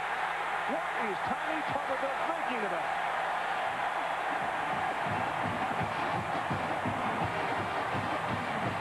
Gus Scott makes the tackle, and obviously that's the reason for the timeout. They wanted to see what they were looking at was the 2 gunners for Florida. They take 2 guys out. There's 2 out there, so they're trying to run the ball to the red line. And really a great job by Gus Scott to keep that from being a 1st down. Now Florida's got to make them pay. I mean, 1:57 left in the half. If you look at Gus Scott on the sideline, what a great open field tackle. It was there unless Gus Scott makes that play. You know, Christmas could come here in mid-October as far as the SEC race on this play. That's going to be a delay of game. Dead ball, delay of game against the offense. You didn't. 5 yards, remains 1st down. Well, Rex Grossman, he's called timeout, but they didn't see it. So now this Auburn defense backed up right here has got to make a play.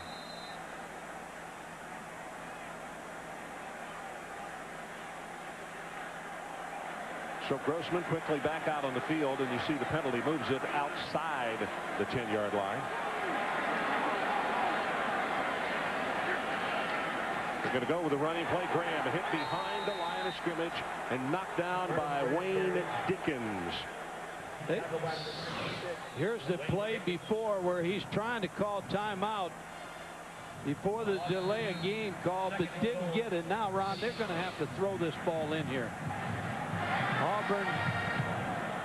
2nd down and goal from the 15.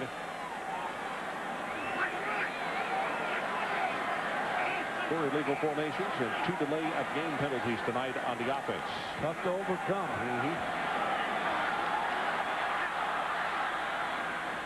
Grossman under heavy pressure.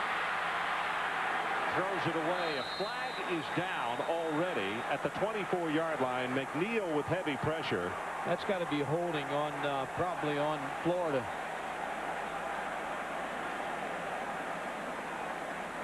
Then a 2nd flag came in.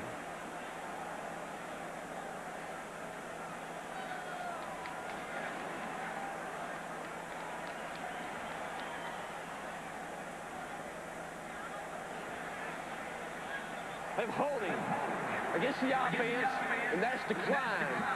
We have intentional grounding against the offense. The ball will be placed at the spot of foul. Loss of down. It'll be third down.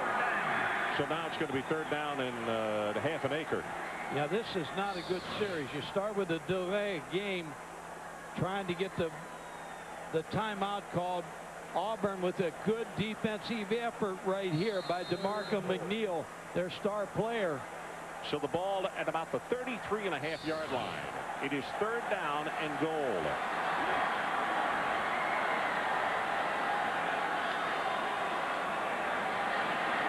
Sets the screen, throws it to Graham. Tries to get to the 30, and he'll be tackled at the 31. Clock will continue to run. 102, now 101 as Horace Willis makes the stop. And it looks as though Tuberville might dodge the bullet that he caused the situation to develop with going for a 4th and short inside their own 10-yard line.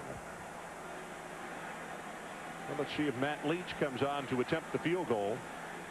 This would be an attempt of around 48 yards. 41 is his longest this year. Auburn going to take a timeout. They have 2 left. Well, you talk about a bang-bang play. The punt of Florida that gets down to the 1-yard line, then the fake punt, and you stop them, and then Auburn's defense, along with a penalty, 2 penalties on Florida, have kept them out of the end zone. That may come back to haunt Florida. Well, later tonight, 10 o'clock Eastern, number 7 Notre Dame and number 15 Air Force. Chance Harridge looks to lead Air Force past the Fighting Irish. For more, log on to ESPN.com, your home for college football on the internet. Chance from right up here in Georgia. Yeah, I like Chance. 15 rushing touchdowns. 4 touchdown passes, 2 interceptions. That tells you what they're going to do. They're running the football. You know, his high school coach, his junior year, he made him a quarterback, and he said he had someone who was a better quarterback, but he didn't have anyone who was a better leader. And he's taken that ability as a quarterback and also his leadership and taken it to Colorado Springs. Now, Richard Bell, the coach out at Air Force, recruited him because he was the former head coach at South Carolina, so he recruited the Georgia area and got him out there. Mike, last week, Florida ran a fake on a field goal situation, had a man wide open, and it was overthrown. You think they kicked this one, or did they try to go with a little trickeration also? Kick all the way. They're trying to get 3 points. Auburn's going to take another timeout and make Matt Leach worry a little bit more. Well, 24 seconds showing on the clock. You mentioned a good point, though, because that's what you do run trick plays for, because that one last week will probably keep the rush off of them this week, because they'll be sitting back saying maybe they'll try to do it again, but they're going to kick this field goal. But I know what Ron Zook on the sideline is thinking right now. Missed opportunity. On the other side, Tommy Tuberville saying, whew. I know it. That's and you saw the graphic a moment ago that Florida has kind of shot themselves in the foot offensively tonight as far as kind of sputting and spittering around here. They've, with the not enough men on the line of scrimmage and a couple of delay penalties. So here we go, 48-yard attempt.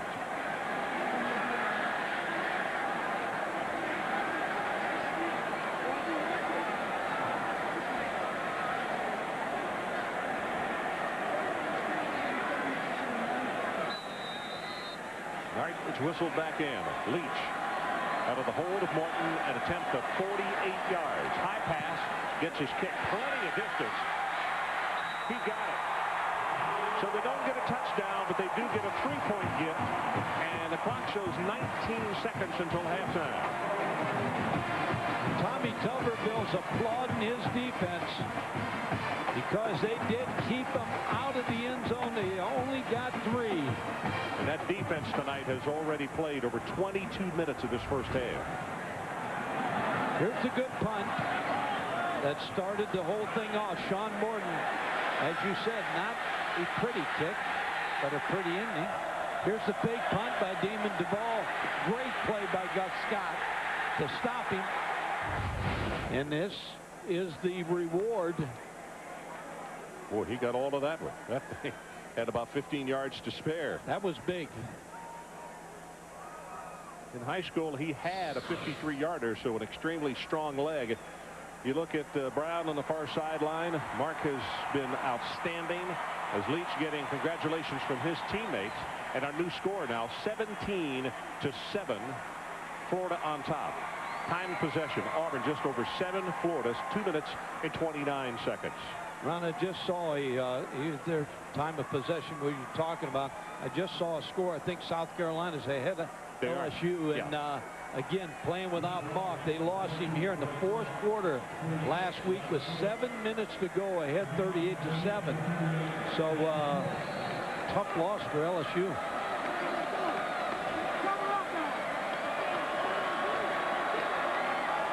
Petrovich to kick it off for the Florida Gators.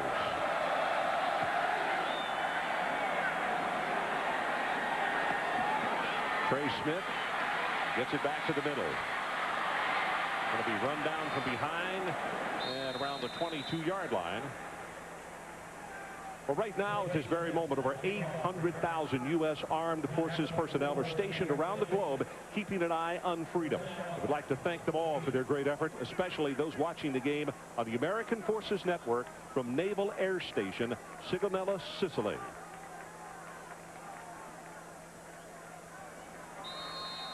God bless them. Well, for sure.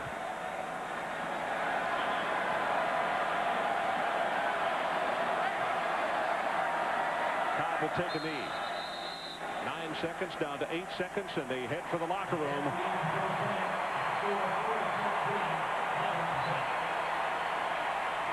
So our halftime score, Florida 17-7. Now here's Reese Davis with the Saturn halftime report. Reese. Ron, thank you very much. Auburn probably fortunate. This isn't much worse. A lot of misfortune in the first half. Parnell Williams getting injured, and Trevor, very curious fake punch call from deep in their own end. Well, at best. I mean, if this was a coach's call to run a fake, it might be the dumbest call you've ever. I mean, if Duvall just did that on his own, that's one thing. But if the coaches call that, that's one of the dumbest calls I've ever seen. Deep in your own territory, now you're down 17-7.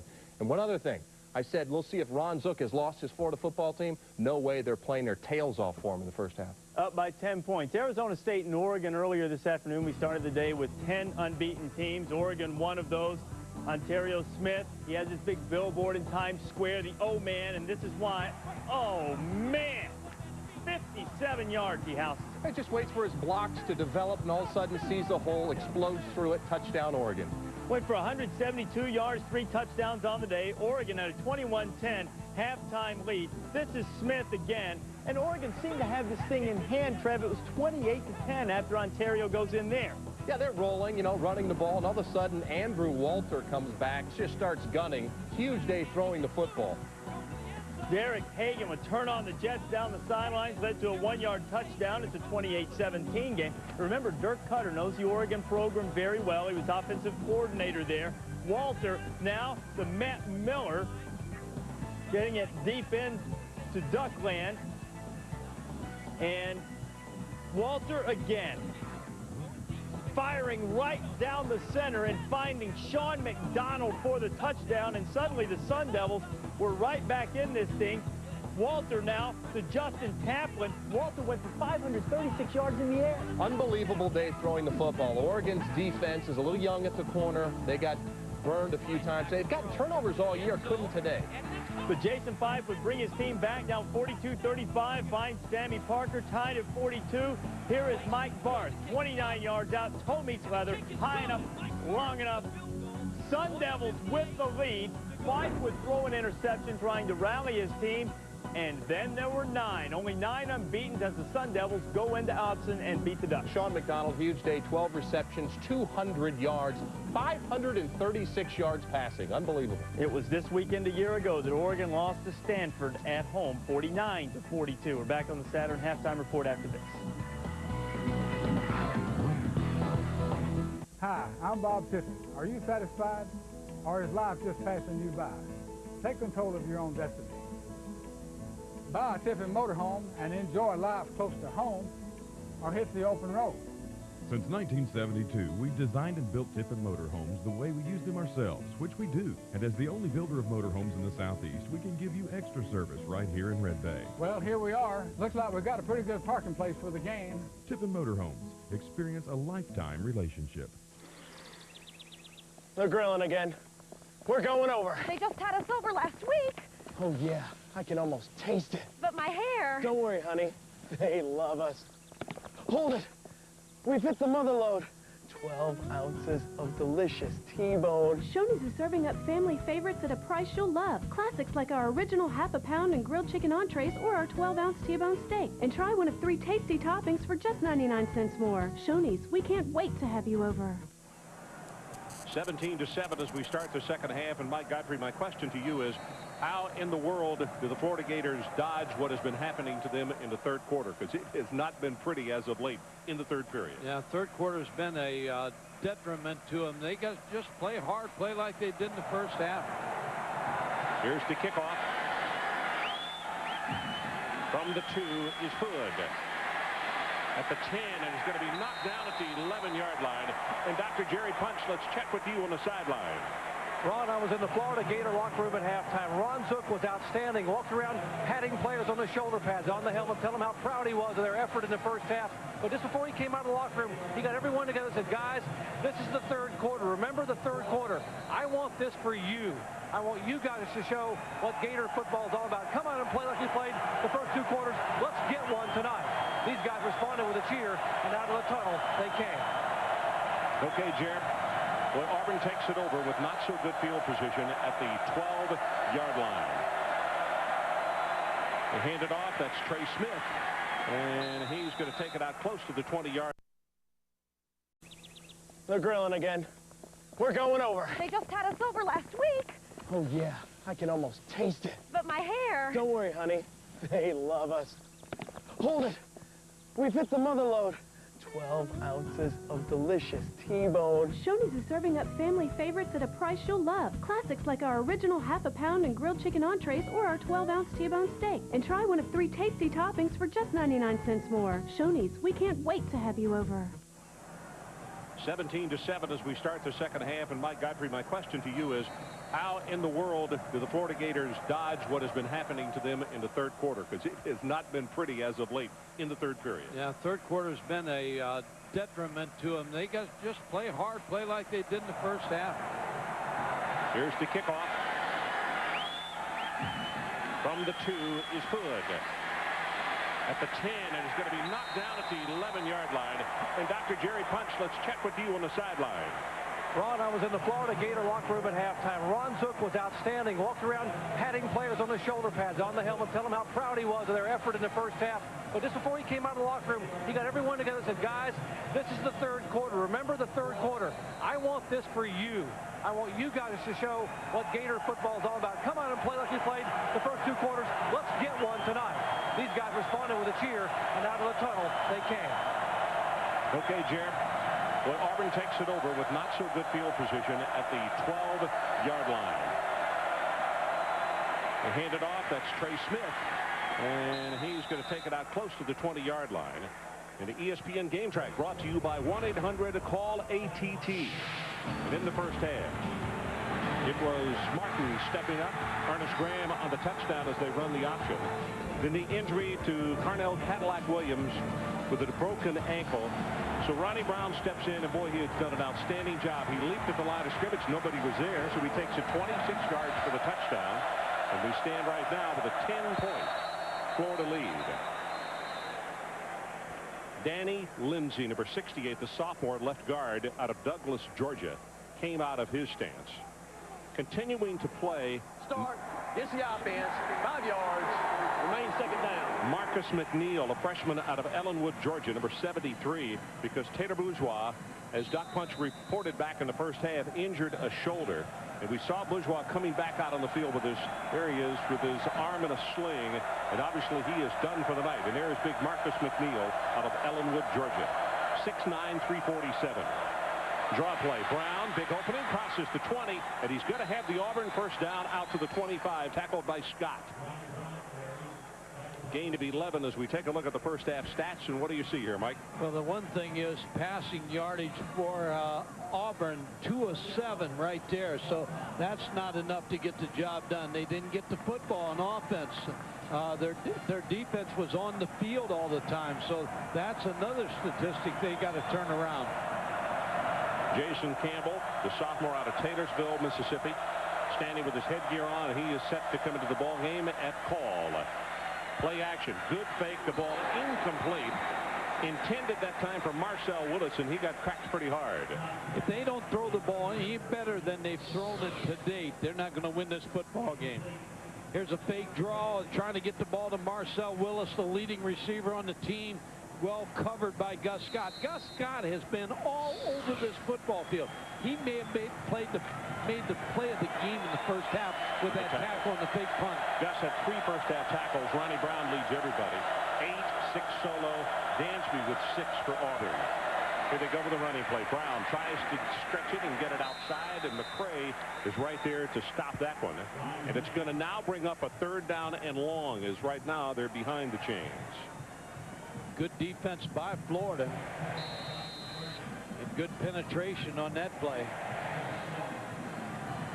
Here's where your quarterback, Daniel Cobb's got to make a play and keep this offense on the field.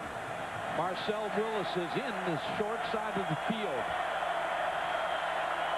Auburn 1 of 5 on 3rd down conversions. That also tells you how few times they've hit the ball tonight. Pressure off the corner.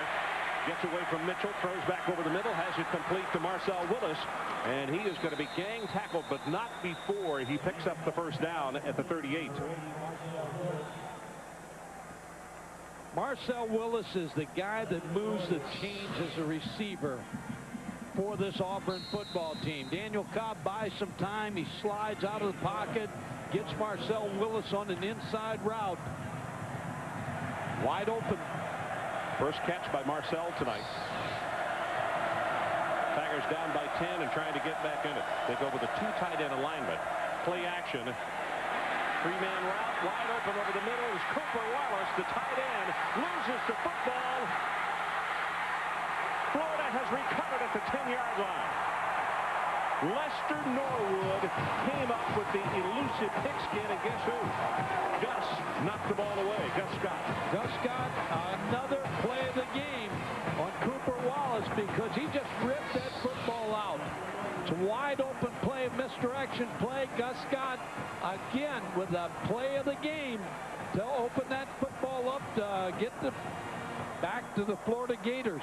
You can see. Well, that play was wide open, well thrown by Cobb. You could see the people trying to pick it up to advance it, and then finally, very wisely, just fell on the football.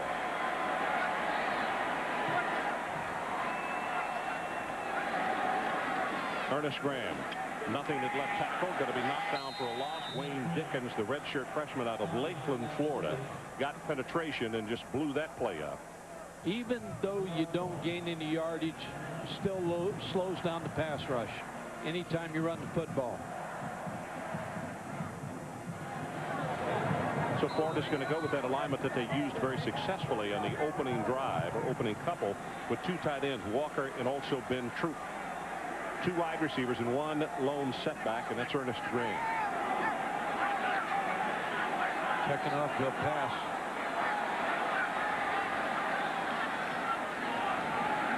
Sets right over the middle, has it complete. He goes to his tight end, Aaron Walker, who already has a touchdown in this ball game tonight. Dontarius Thomas defensively. We talked about last week's pass chart. Look at this, 5 for 7 on the right side, under 10.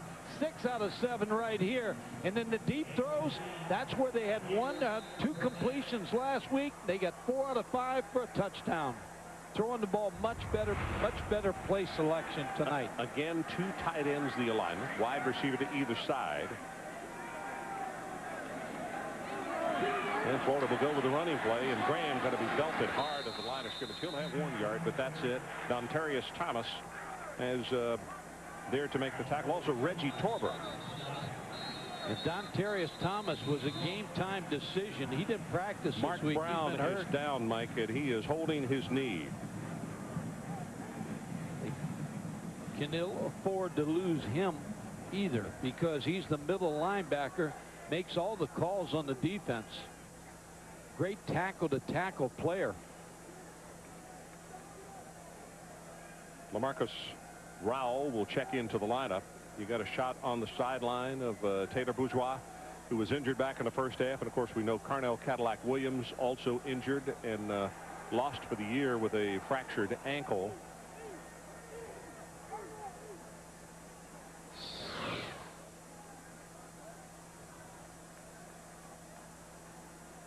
Much as anything, he may have gotten kicked rather than a twisting of the knee. And pain, yes, but you see he's up now and he'll jog off the field. So Coach Tuberville and his defensive staff can breathe a sigh of relief, because, as Mike said, Mark Brown, he already has 8 tackles in this ball game tonight and is so important to the Tigers on the defensive side of the ball. About to go under 10 minutes to play, third quarter.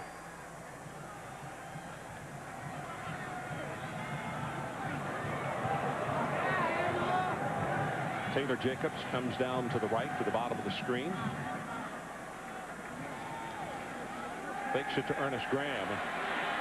Got the pass complete, and that's who he throws it to, Taylor Jacobs. Again, it's thrown on time to Carlos Rogers, the corner. And it's hard to defend this. Taylor Jacobs is going to run his route, make the break, and the ball's in the air. And right as he hits that sideline, that ball's right on the money. So this time they also go back to the formation they used quite a lot in the first half, and that's 3 wide receivers to one side. And they throw the ball quickly to the near side, Taylor Jacobs, and he'll be stopped for a gain of about 5 yards. Thomas is there defensively to make the play. This is what they did in the first quarter. Everything quick.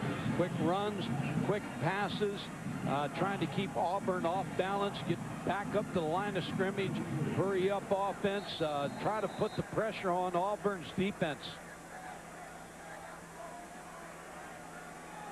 Grossman 19 of 23, 158 yards and a touchdown. And of course, as I mentioned, that one to Aaron Walker, the tight end, back in the first quarter of play.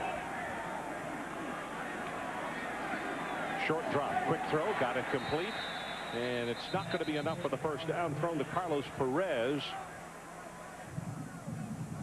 Here's what Rex Grossman sees on this play. Smart quarterback, and all of a sudden he's going to see a defender blitz from this side. Right there is the linebacker, and he just throws off of him. Carlos Perez with the catch. So it's third down, and they need about 1.5 yards, almost 2. Ray Snell, the fullback, in motion. Flags are down. They have the first down, but he got him with the count. Got him with a hard count. That'll be twice tonight that Auburn will give up a first down because of a defensive offside. Now that's Rex Grossman doing a good job of voice inflection, and you use that sometimes to, when you need a key first down, 3rd and 2. He drew him off. Rex Grossman has been near perfect tonight. Tell you, his numbers really reflect that, Mike, and also the fact that the offense has played with a lot safer viewpoint tonight. Yeah, not as many deep throws tonight. 17 first downs for the Florida Gators. Auburn with 6 on the night. Rand Carthon this time sets at tailback. Pumps it and just throws this one away. I think Rex just didn't like what he saw. And Carlos Perez was the closest guy to it, but nowhere close to being catchable. What he didn't like is Carlos Dansby was sitting right out there with Perez. And he knew he had to throw that ball away. We mentioned in the first half, Dansby with an outstanding defensive effort. He had 6 tackles. 4 of those were solo. LaMarcus Rowell, number 56, continues to work at middle linebacker, replacing Mark Brown.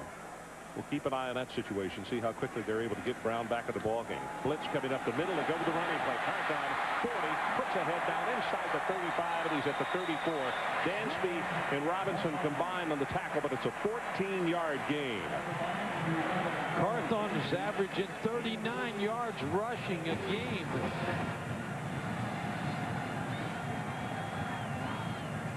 So he gets a breather.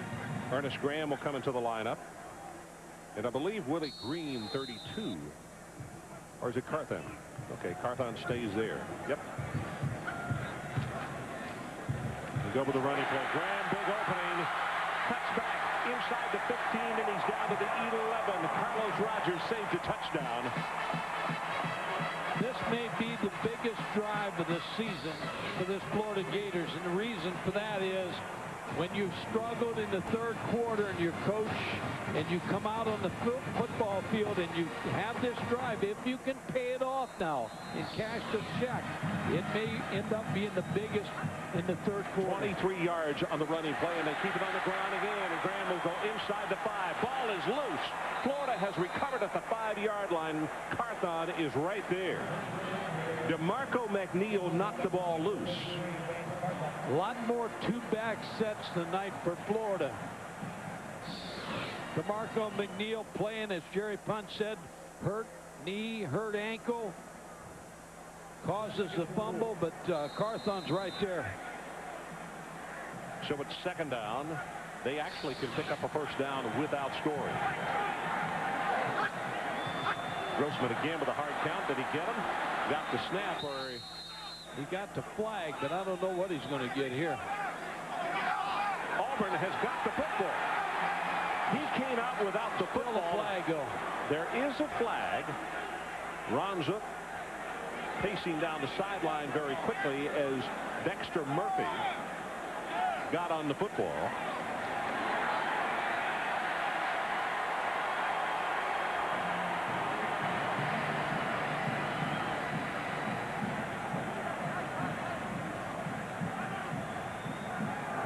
Offsides on the defense at the distance to the goal. Repeat, second down. So now they'll go from the 2.5-yard line.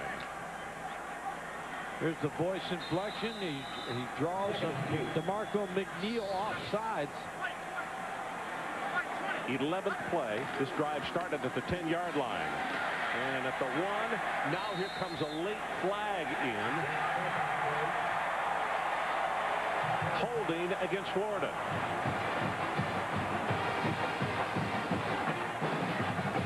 Ooh, somebody better be careful here. We got some tempers really flaring. You can see those officials screaming at some players, trying to grab hold here and saying, fellas, if you want to stay in the game, you got to. That may have been on Aaron Walker, the tight end, number 82. I think it was. Back behind the play, Mike. Holding against the offense, 10 yards from the previous spot. Repeat, second down. So this should push it out to the 12.5-yard line. And it's still going to be second down. Florida 8 penalties now has erased 46 yards in gains and also a touchdown. Second and 12. So here we go from the 12.5. Graham and Carthon in the backfield. Taylor Jacobs right at the top of the screen. Grossman with an audible, plenty of time on the play clock. And it goes to Graham. Runs into his blocker and is going to be knocked down for a loss of a yard. Handoff to number 5. A good play by Dontarius Thomas. Looked like Ernest Graham missed a hole there. Then he ran into Carthon, who was trying to block for him, and that slowed everything down, brought it to a halt.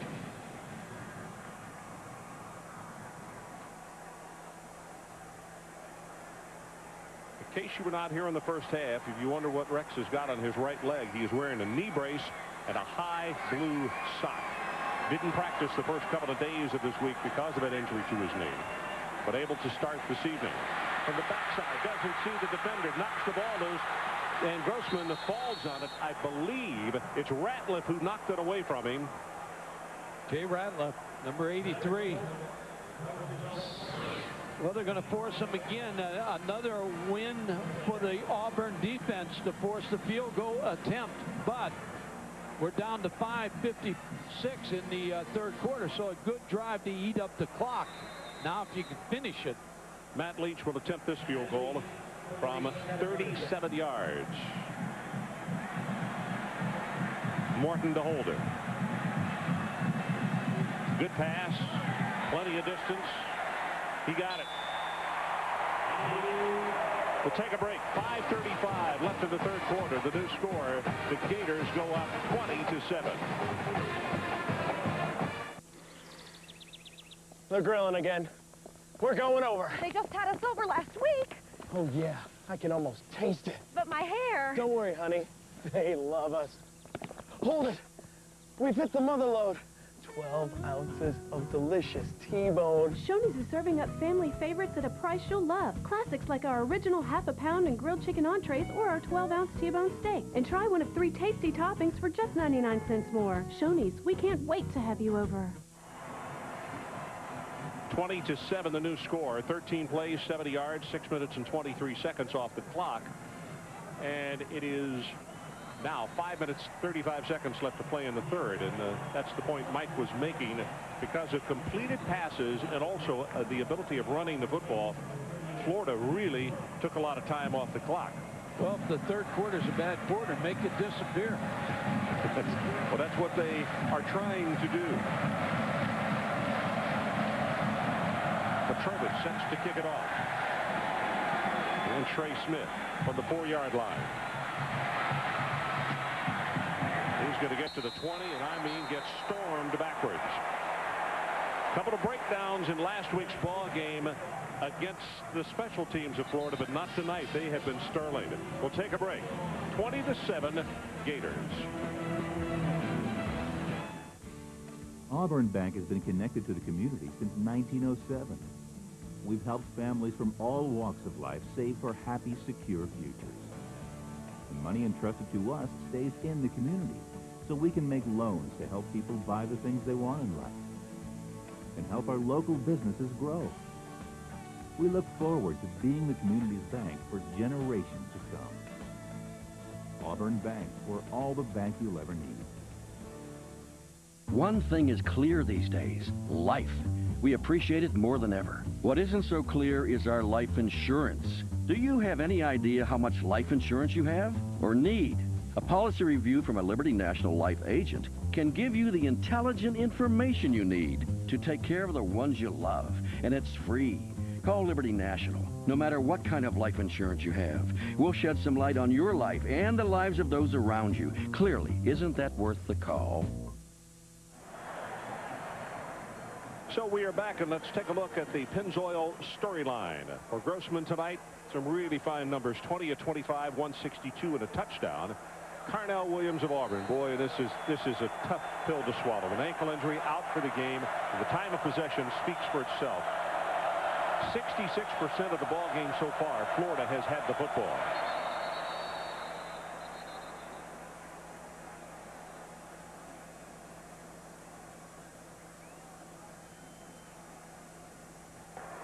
Fired the snap.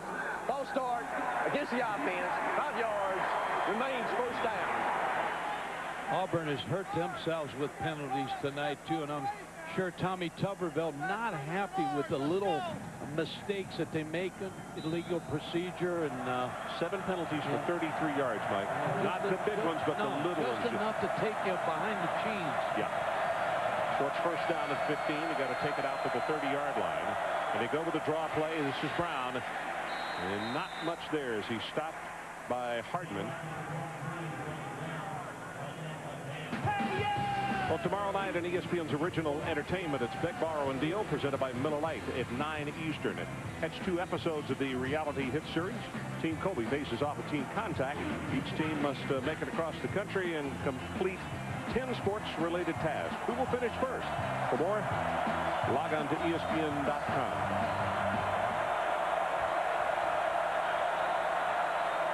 Short drop by Cobb. Now steps up, gets it out, has it complete. Obamano is there to make the reception, and Hardman again with the tackle, the middle linebacker. Now they're going to say incomplete. Is that right? When you look at Auburn now, it's trying to spread the field, trying to spread out Florida's defense a little bit with no backs. Daniel Cobb throwing off the back foot. That's a completed pass. Grabs it, has it, and then is knocked out. Third down. They need to take it to the 30.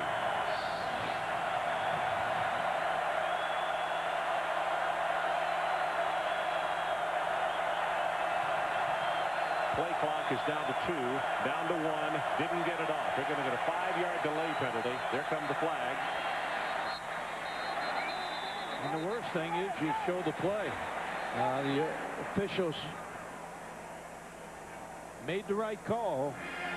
You were right. You were right down to the second.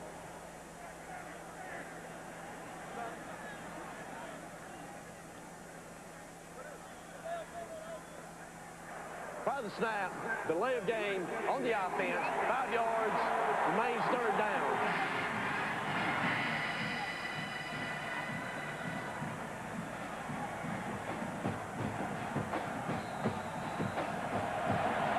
Jason Campbell walking on the sideline, hoping he gets his chance tonight. Mike, if I didn't know better, I think his head coach just signaled him to go get a football and loosen up. Cobb, deep over the middle, has a man, and it's overthrown. Marcel Willis, the intended receiver. Daniel Cobb just overthrows the receiver, but when you look at Campbell, Ron, what he could do for you if he comes into the ball game, he is a run-pass guy. He's a tremendous athlete. Cobb's numbers 4 of 12, 76 yards. That was good coverage by Florida on that last play. That's exactly what happened. Campbell has gone over, gotten the football, and is loosening up. I think we'll see him on the next series. Duvall waits for the snap. It's a line drive kick away. Taken at the 49 by Rattler. At the 40. Going to make it to the 36-yard line. And Florida will have great field position. Dansby, who had an outstanding game tonight, is there to make the tackle. 40 on the kick and 15 on the return. We'll be right back. The bow. Resistance becomes strength. Becomes power. The power to change and reshape your entire body. This is Bowflex, an entire gem-in-one easy-to-use machine. So powerful, it delivers over 60 health club quality exercises with up to 410 pounds of resistance in any room in your home. Strength training with Bowflex is so effective that we guarantee you'll get the results you want in 6 weeks or less. One simple workout. 20 minutes a day, 3 days a week. Bowflex is real. The results are real. And you can own one with no money down and payments as low as $33 per month. Call right now for a free video and brochure. Bowflex, the power is yours. Be sure to watch The Lighter Side of Sports, hosted by NFL star Mike Golick.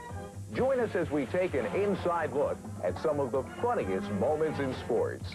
You'll see plenty of superstars, bloopers, and amazing achievements. The Lighter Side of Sports, available only on CSS.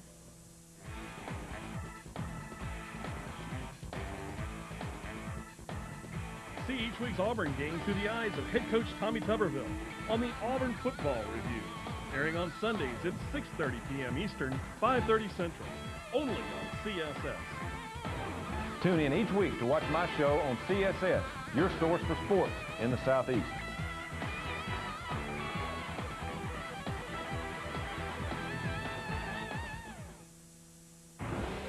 ESPN's College Football Saturday Night, presented by the United States Postal Service. Brought to you by Chevy. The cars you can depend on.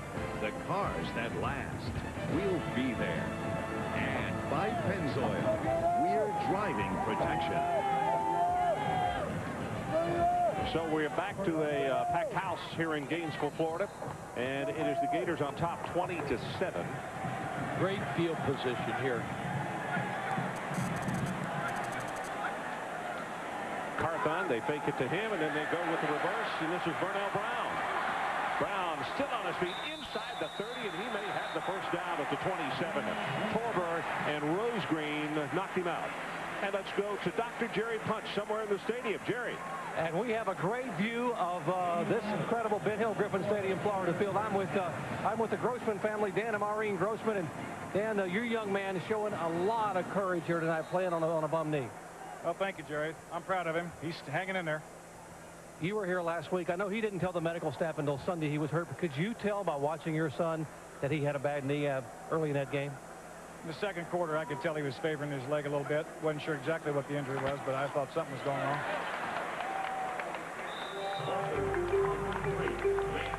I know it's been a very tough beginning of this year, but help me put some rumors to rest. There have been a lot of rumors, a lot of .coms saying that there's divisiveness among this team, that there's animosity between the quarterback and the head coach and coaches. Tell us the true story. True story is this team is together. They're rooting for each other. The quarterback and the head coach talk to each other all the time. They're hanging together tough, and there is no animosity, period. And they totally believe in Ron Zook. That's the word from up here from the parents and from the players down. Hey, congratulations on a young man who's playing with a lot of guts and a lot of heart tonight. Thank you very much. It's been a little tougher than before, but we're going to hang in there. Dan Grossman, a practicing ophthalmologist in Bloomington, Indiana, has not missed a game his son has played here in Florida this year. Ron? Okay, Jerry, thanks very much. Long walk back down, but thanks. It's a good hustle again. A late flag came in on that play. Is this been a little bit more pushing and shoving in it's going to be a good recent moment? Auburn. Boy, this is going to be. Ball, personal foul against the defense. At the distance of the goal. First down. You know, you've been on the field so long, and I think as you go, Carlos Dansby, number 11, is being talked to the coach. Oh, he threw a punch. He threw a punch and hit him in the stomach. Mo Mitchell is the man that he hit. I'm sure Mo had something to say, too, before the punch. Well, it's first down. Here's Carthon. Blocker to the outside. He's at the 5. He will score. Then the flag comes down. And, boy, that could be holding on the wide receiver Florida right there in the end zone. It's either that or late hit, but I think you're right. It's probably holding. But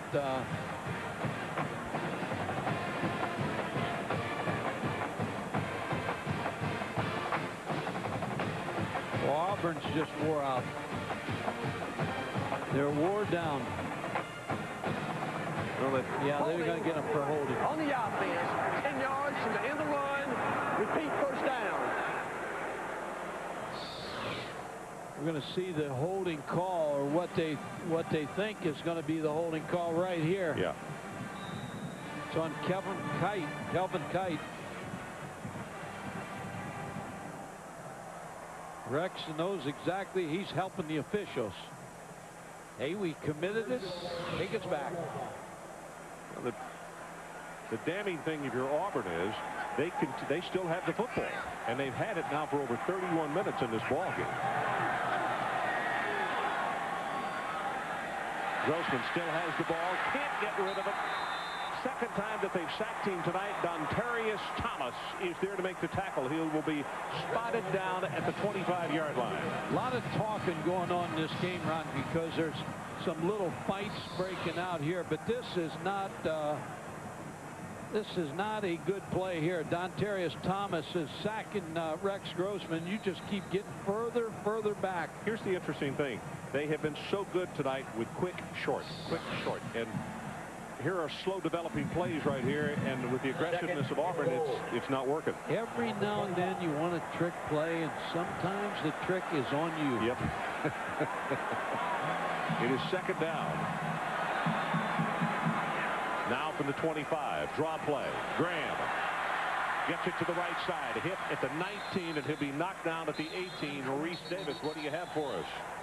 Down on the bayou, Ron, LSU and South Carolina, Andrew Pennick. Tight formation, going to have a lot of people out in front. Pennick crashes into the end zone. No Matt Moss. Not much offense yet for LSU. It's a 14-3 game. Bowling Green trying to stretch its winning streak to 9. That would be the second longest in the nation if they can hold on. They're up on Western Michigan late. Okay, Reese, and that score down below. How about Oklahoma State knocking off Nebraska today? A little joy in Stillwater tonight. Carthon and Willie Green, the two setbacks. Grossman sets, looking deep, got a man there, caught at the 3-yard line is Carlos Perez. Well, Rex Grossman got hurt on that play. He took a shot. Good play fake, and that play fake has helped the defense tonight. It has been his best pass blocker. Well, the crowd wants him to go for the touchdown, and Ron Zook is saying, folks, I want it to be a 3-score ball game. This is the right call. Matt Leach to attempt the field goal out of the hold of Morton, and he will go down on one knee to take the snap at the 10-yard line. So we're going to see a 20-yard attempt made tonight, 48-38. Missed from 48. He's good just as the play clock ran down. 33 seconds left in the third quarter. Now there is a flag. So let's see if they get them for delay of game as Auburn has a player down.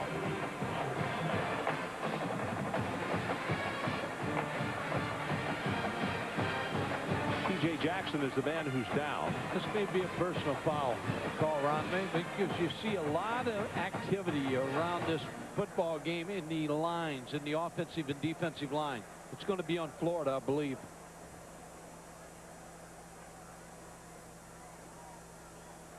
A personal foul in the dead ball period against the kicking team.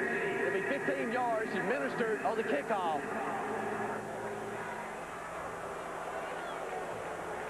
And that's not good because that's poor field position. Now Auburn should get good field position on this kickoff.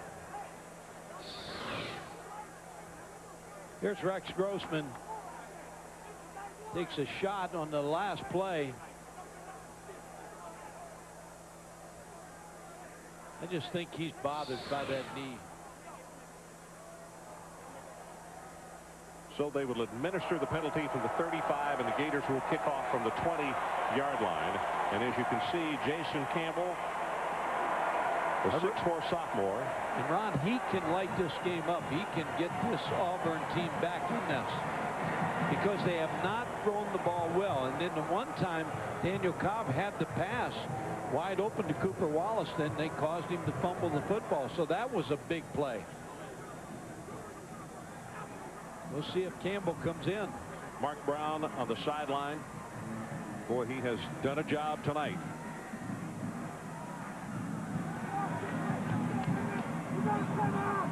Petrovich stands to kick it off. You look at Roderick Hood, and Trey Smith is over on the other side. Well, actually, they have moved way up to the 20-yard line because of the penalty.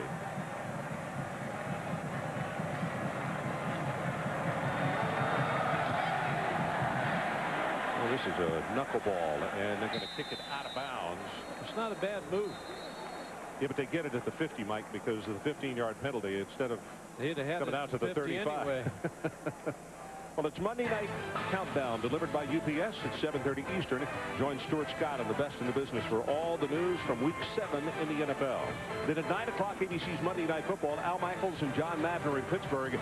Peyton Manning and the Colts taking on the Steelers. Now, Peyton Manning this season is 9 touchdowns, 1280 passing yards.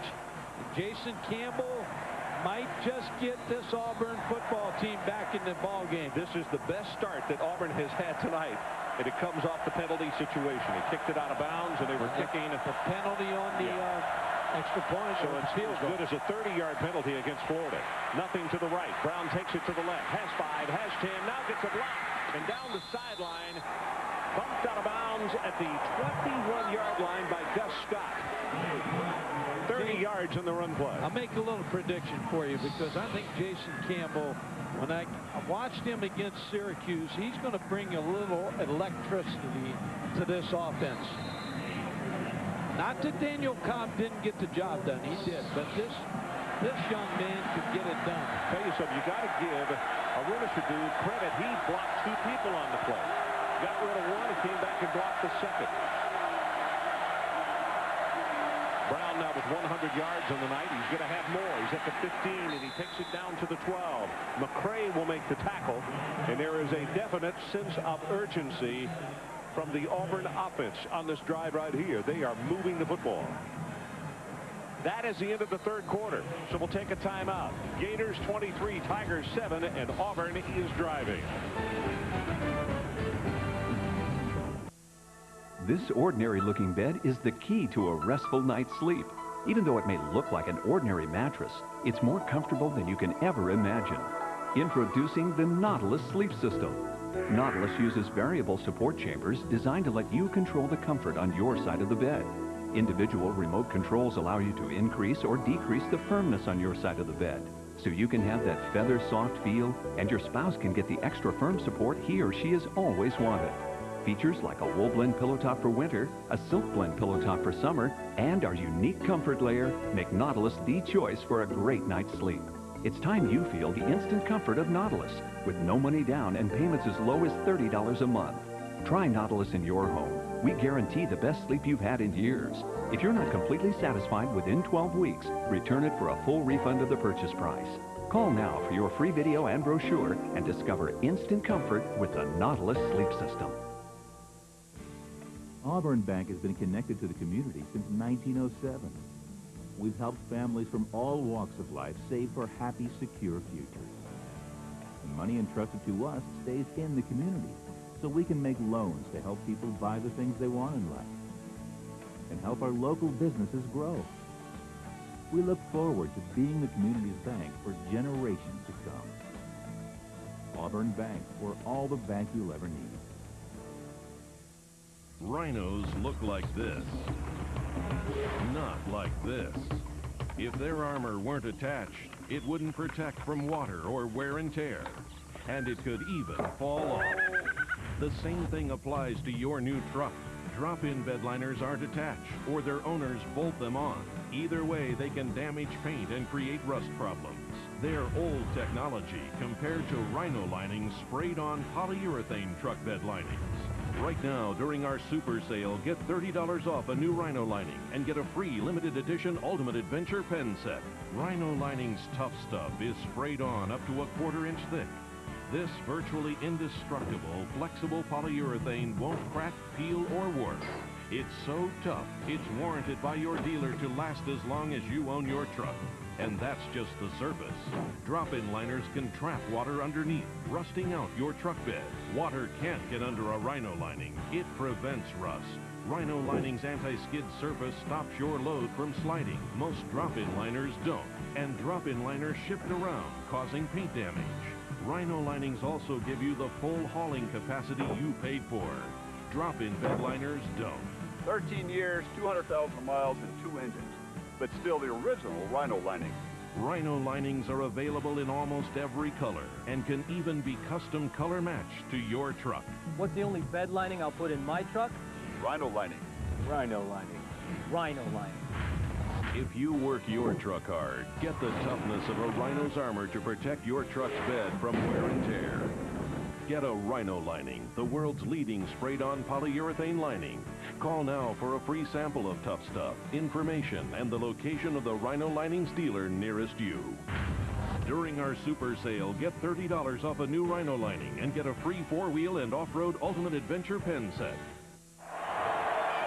Welcome back. The final 15 minutes. Second down and short Auburn. They have it inside the 15. And Ron, you've got to prepare for a running quarterback right here because Jason Campbell can run the football. 2 tight ends, 2 wide receivers to the right. He goes with Brown right at the middle, inside the 10 at the 5, and he's down to the 1-yard line. It is 1st and goal, Auburn Tigers. Gus Scott with still another tackle. A foolish penalty on Florida caused this poor field position and the kickoff out of bounds. And Auburn taking advantage of it so far.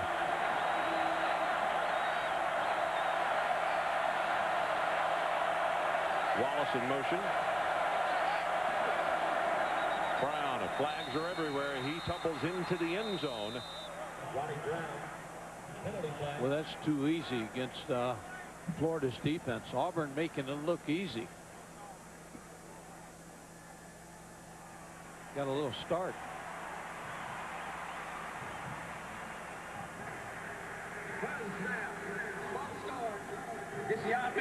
Mark Para.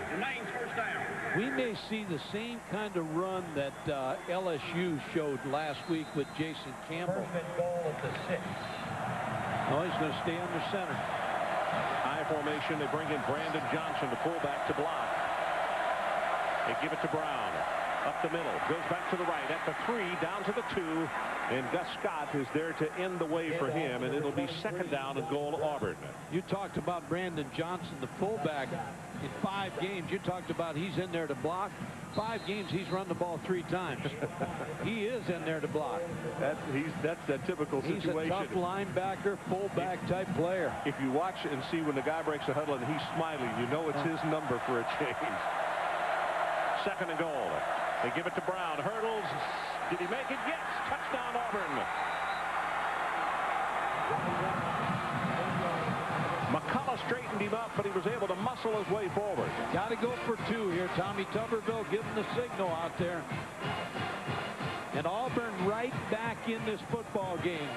And here's the man that the penalty was on. Mo Mitchell will show you a replay after we come back from the touchdown break, where he on purpose stepped on the leg of an Auburn player. Yeah, that's a lack of discipline.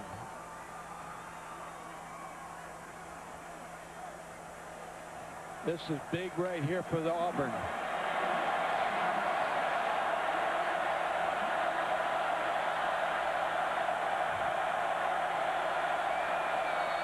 And now Campbell calls a timeout.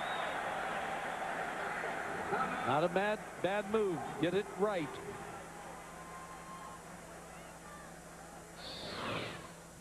So the touchdown. Yeah, Ronnie Brown again is showing what a fine running back he is. Got a good block from Johnson. Jason Campbell making things happen since he's been in the game. Beneficiary of good field position. And here's the penalty. That's Mo Mitchell, and he intentionally stepped on the leg of the Auburn player. And that's when the flag came in, and he's penalized 15 yards. And that's where the whole thing started. Then the kick went out of bounds, which is good as 30 yards in penalties. And Auburn got to take it over at midfield. And they made the most of it. They're right in the end zone right away. And this is a football game. Well, the Tigers, if they get the 2, they pull it to within 8. And lots of time to play here in this 4th quarter. Yeah, you go back, Ron, on Mo Mitchell. He's the one that got punched by Dansby. So, you know, that's what I was saying. As you watch the game inside the game, a lot of talking going on in the offensive, defensive lines. Penalty yardages tonight, about even. But Tommy Tuberville's team, I'll tell you, they've shown a lot of heart. Losing Carnell Williams early in this football game, they're still around with a chance to get back in this game. They're in. So a 10-point game, and they go for 2. Anytime you see a cluster here, you figure some kind of flood over here. You got the single receiver up there for the fade.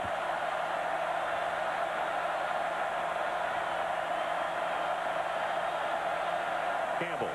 They go with, he will keep it and take it in for 2. LSU play. They watch the same tape. Ronnie Brown with an outstanding fake, because, I mean, everybody came over and hit number 23. And Jason Campbell went in almost untouched. Here it is again. So we'll take a timeout at a new game. Gators 23, Auburn 15. This ordinary-looking bed is the key to a restful night's sleep. Even though it may look like an ordinary mattress, it's more comfortable than you can ever imagine. Introducing the Nautilus Sleep System. Nautilus uses variable support chambers designed to let you control the comfort on your side of the bed. Individual remote controls allow you to increase or decrease the firmness on your side of the bed, so you can have that feather-soft feel, and your spouse can get the extra firm support he or she has always wanted. Features like a wool blend pillow top for winter, a silk blend pillow top for summer, and our unique comfort layer make Nautilus the choice for a great night's sleep. It's time you feel the instant comfort of Nautilus, with no money down and payments as low as $30 a month. Try Nautilus in your home. We guarantee the best sleep you've had in years. If you're not completely satisfied within 12 weeks, return it for a full refund of the purchase price. Call now for your free video and brochure and discover instant comfort with the Nautilus Sleep System. Wednesday night is South Carolina night on CSS. Tune in to watch the re-air of the South Carolina LSU game. Game starts at 8 p.m. Eastern, 7 Central on CSS, your source for sports in the Southeast.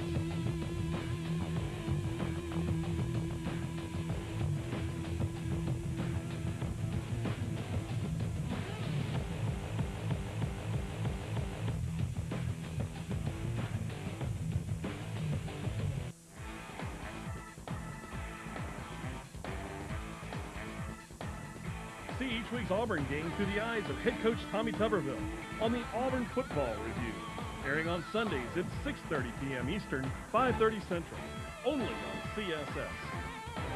Tune in each week to watch my show on CSS, your source for sports in the Southeast.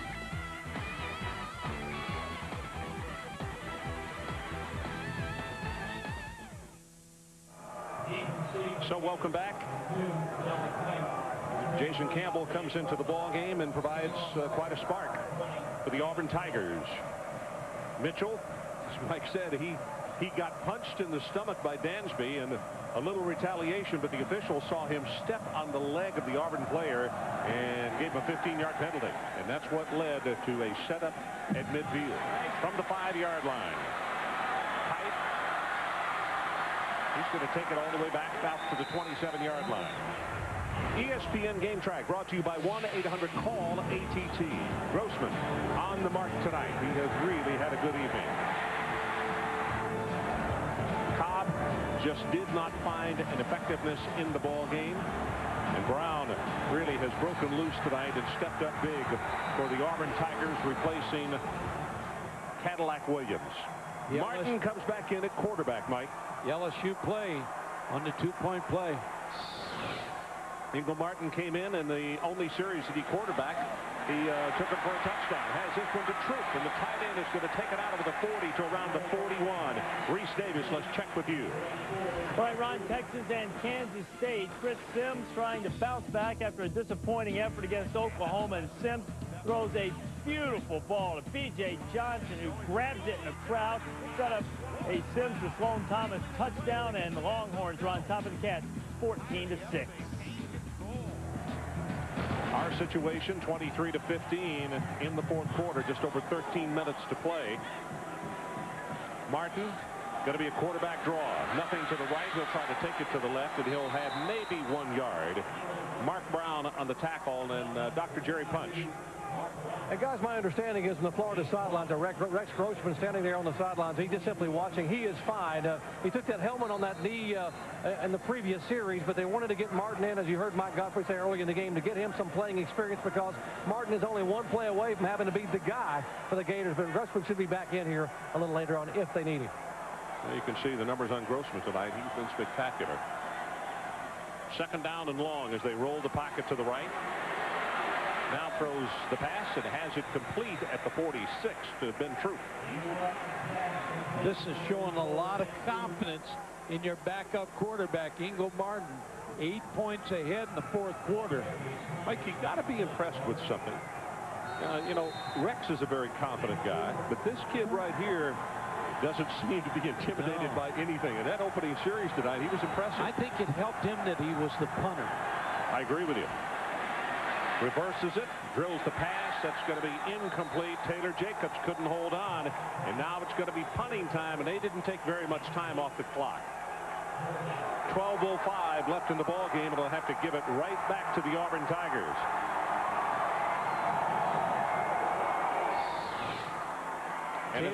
Taylor Jacobs on this receiving end just couldn't hold on to it. Second punt by Florida tonight, and it's Sean Morton waiting for the snap.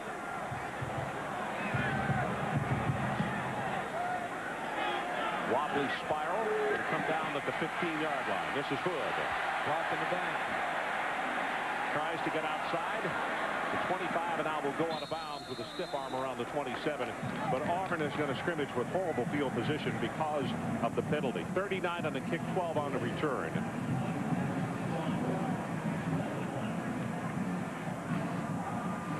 Ron, I talked to Jason Campbell after this penalty yesterday, and you were there too, and we talked about how he reacted to adversity. He said you can be a light for your teammate. He's a light right now. So we're going to take a timeout. 11:49 left in the ball game. We'll be right back. They're grilling again. We're going over. They just had us over last week. Oh, yeah. I can almost taste it. But my hair. Don't worry, honey. They love us. Hold it. We've hit the mother load.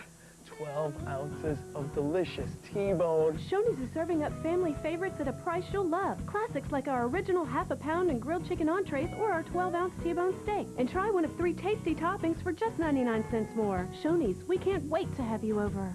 Saturdays mean college football on CSS. This week kicks off with Big Ten action when Northwestern hosts Purdue at 12 noon Eastern, 11 Central. And stay tuned as East Tennessee State hosts Furman in a Southern Conference tilt. At 7, Washington, New Mexico State Aggies square off with Arkansas State. Don't miss any of this exciting football action this Saturday on CSS, your source for sports in the Southeast.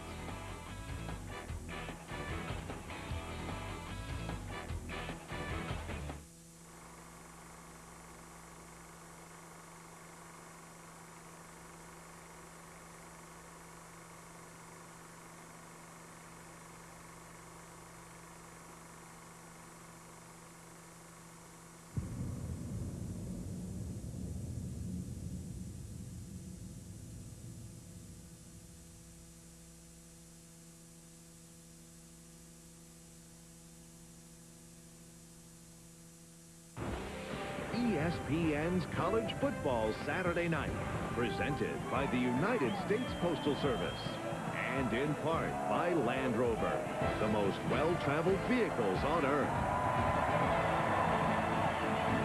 So we have 7 minutes, 14 seconds left to play. In the situation, the Gators on top by 8, 23-15. Grossman gives it to Carthon, and he puts the head down and takes it for 1 tough yard. Ratliff steps up. Jay Ratliff, a sophomore out of Valdosta, Georgia. And one other thought, right here. Rex Grossman going to have to protect this lead. They're not going to be able to run the football against Auburn right in this situation. They've got to throw the football to get the change to move. Tommy Tuberville looking up anxiously at the clock. Carthon and Green in the backfield this time. Green is the offset. To the left. Grossman with an audible. 3 seconds on the play clock. Short drop, got it complete, and that's Jacobs. And he's still fighting his way out close to the 15. Reese Davis, let's check with you again. Ron, next Miami, Oregon had the longest winning streak in the land at 11, tied with Arizona State. Last 2 minutes of the game, Mike Barth, that turned out to be the game winner. Oregon's streak is over. Arizona State wins 45-42. So Bowling Green had an opportunity to stretch its streak to 9 and be the second longest, but they're down 45-42 in overtime. Wow. Third down. Florida needs to take it to the 21-yard line to hold on to the football. Grossman zings it. It is caught. The gamble on the play did not pay off as Horace Willis cut in front. And Mike, under these conditions, that's a big mistake. He went for the interception instead of knocking down the ball. He had a chance for it, though, Ron, the interception, but Rex Grossman had too much on the football. And that's why I said they're going to have to throw the ball to move the chains. Now, they may be able to run one play here and there, but Rex Grossman's going to have to get this time off this clock. 6:21 to play, and they take it straight ahead. Carthon tackled by Carlos Dansby. See, Auburn has stopped the run now. They know that they're going to run on first down, or they're going to run one play. They're going to stop the run. It's up to Rex Grossman now to prove again. He started the season as a Heisman candidate. He's had a great football game. You look at the drives that Florida has had tonight. Last 5, 3 field goals.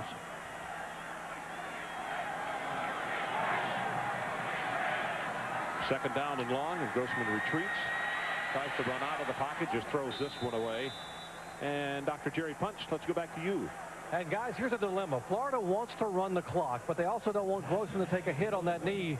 And the problem is he's not nearly as mobile now with that knee injury as Martin would be, being able to scramble and keep the clock running. So Grossman has to throw the football away in order not to take a hit. And if he does that, just like he did a moment ago, it stops the game clock. So it's a catch-22 for the Florida Gators. Doc, it's no catch-22. You've got to have number 8 in the ball game right now, and he's got to make a completion if they're going to keep this ball away from Auburn. Third down.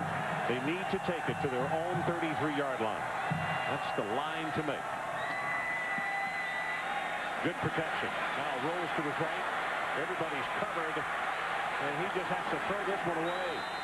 That is a nice job by the secondary of Auburn. I mean, everybody was just, there was a white jersey on them or around them, and DeMarco McNeil was applying pressure from inside. And that's exactly what Jerry was talking about, the lack of mobility. But you got to make the throw. You got to keep Rex Grossman in the game. Everybody's covered right here as an open wide receiver, but all of a sudden Rex Grossman is running this way, and he doesn't throw well on the run. I'll tell you what Florida's got to worry about is block punt right here. Third punt of the night. It's a good pass, and they got the return on. Line drive kick, very returnable from the 36 is Hood. Takes it to the left, gets by one, and will not get by the second wave. But they got great field position at the 46-yard line, so we'll take a timeout. 38 on the kick and 10 on the return.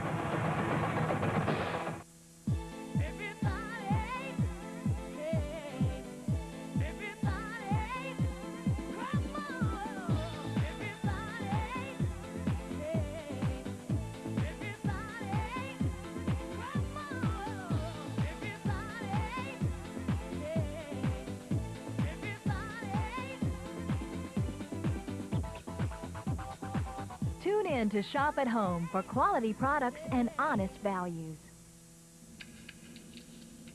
When I have an asthma attack, I feel scared. Sometimes my parents have to take me to the hospital. I feel like a fish with no water.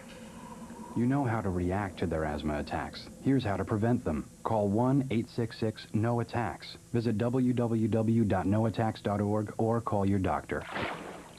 Because even one attack is one too many. They're grilling again. We're going over. They just had us over last week. Oh, yeah. I can almost taste it. But my hair... Don't worry, honey. They love us. Hold it. We've hit the mother load. 12 ounces of delicious T-bone. Shoney's is serving up family favorites at a price you'll love. Classics like our original half-a-pound and grilled chicken entrees or our 12-ounce T-bone steak. And try one of 3 tasty toppings for just 99 cents more. Shoney's, we can't wait to have you over. This ordinary-looking bed is the key to a restful night's sleep. Even though it may look like an ordinary mattress, it's more comfortable than you can ever imagine. Introducing the Nautilus Sleep System. Nautilus uses variable support chambers designed to let you control the comfort on your side of the bed. Individual remote controls allow you to increase or decrease the firmness on your side of the bed, so you can have that feather soft feel and your spouse can get the extra firm support he or she has always wanted. Features like a wool blend pillow top for winter, a silk blend pillow top for summer, and our unique comfort layer make Nautilus the choice for a great night's sleep. It's time you feel the instant comfort of Nautilus with no money down and payments as low as $30 a month. Try Nautilus in your home. We guarantee the best sleep you've had in years. If you're not completely satisfied within 12 weeks, return it for a full refund of the purchase price. Call now for your free video and brochure and discover instant comfort with the Nautilus Sleep System. Well, we need to know the young man from our programming department and Notre Dame Air Force coming up next on ESPN. We have 5:20 left to play in this one. Auburn with great field position at their own 46-yard line. We'll see if they can capitalize. They're down by 8. They fake the draw. Campbell wants to run, now throws to a wide open Ronnie Brown. 45-40, inside the 30, now the 35, and he's loose. Brown at the 5, and he will score.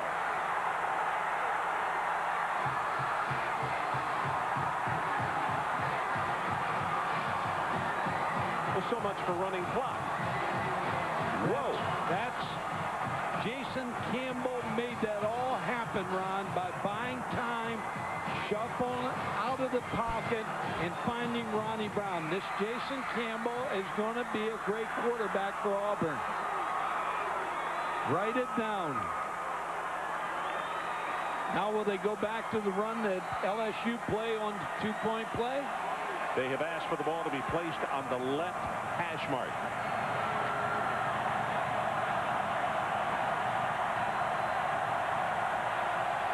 Going to roll him out right. Willis in motion. And as they roll the pocket, he's going to run it. And he is hit, and he's into the end zone for the two-point conversion. We're tied with 5:05 left to play.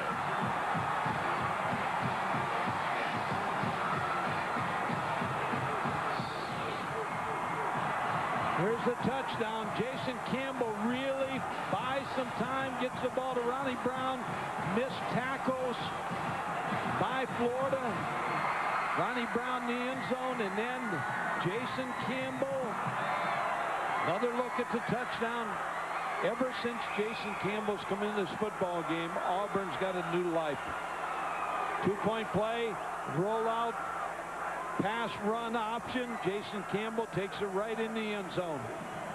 You're seeing the making of a quarterback tonight.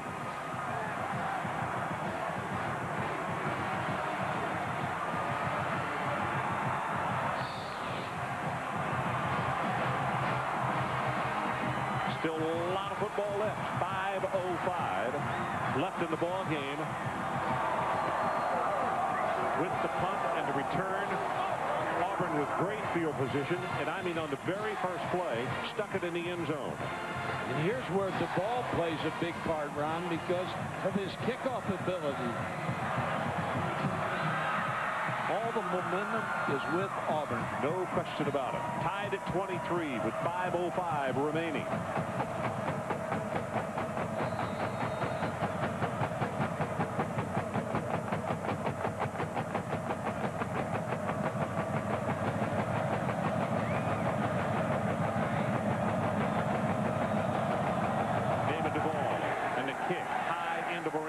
And this one is going to be 5 yards deep in the end zone, and as Mike said, very important. They'll have to scrimmage from the 20. Reese Davis.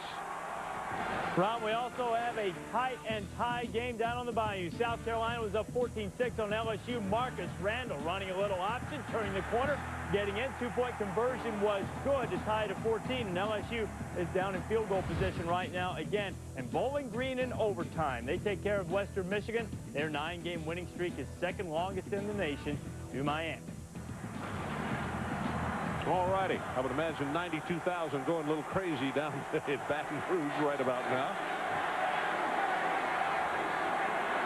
Auburn fans chanting defense. So go with the running play. Hit behind the line of scrimmage. Flag comes in. Carthon is going to have an 8-yard gain. Now that is going to be a 5-yard incidental face mask. Might you take the 8 gained on the play, or do you take the penalty, take away 3 yards, and get first down again? I think they added on, Ron. Here's the Ron Carthon gets hit on the face mask. What am I thinking? Not. Torber making the tackle. When you look right now, it's a football game, 4:47. I think Auburn's got the momentum, and they got the field goal kicker. So the edge is with Auburn right now.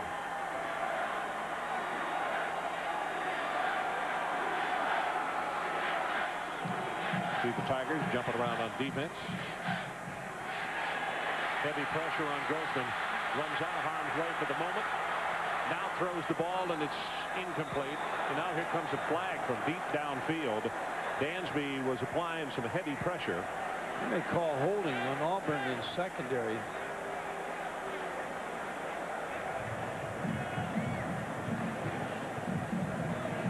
Or an ineligible receiver downfield. No, they're going to call it on Florida. The wheels are coming off.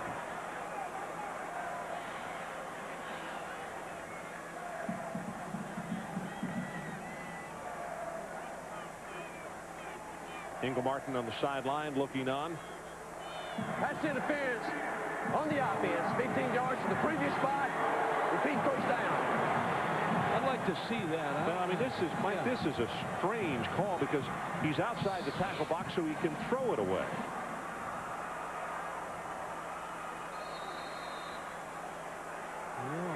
Can't be there. Didn't see anything there.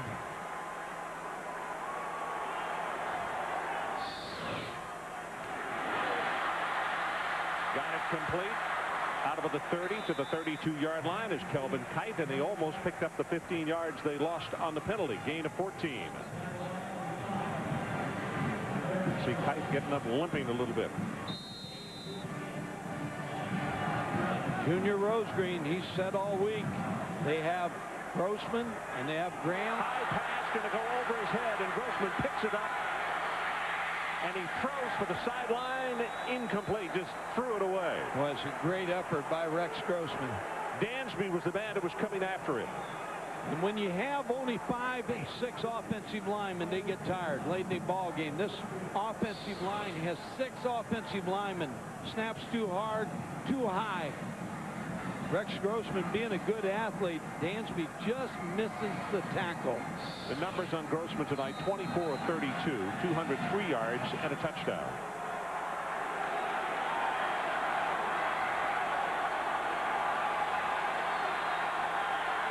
Third down. They need to take it out to the 43-yard line. We have 3:57 left in the game. Grossman drills it, has it complete. He has retreated and now goes forward again. That's Taylor Jacobs, and he'll have the first down. We've seen some great throws tonight on ropes by both quarterbacks. Taylor Jacobs against Carlos Rogers.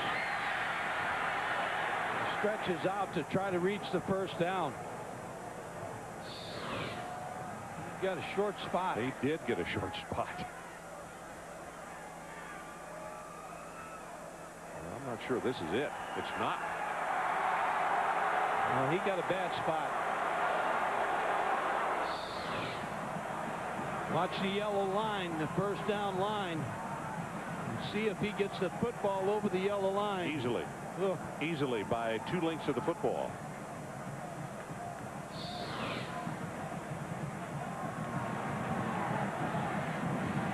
It's the ball game if they go for it right here. Well, Damon Duvall, it came down to him last year with a 44-yarder, 10 seconds left to play.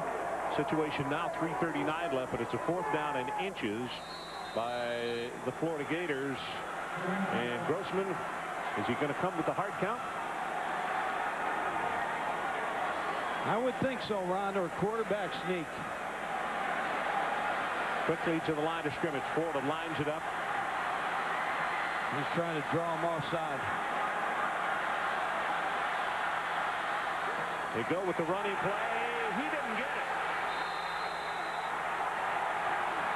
Kavarius Robinson and Dontarius Thomas coming in to make the hit along with Robinson.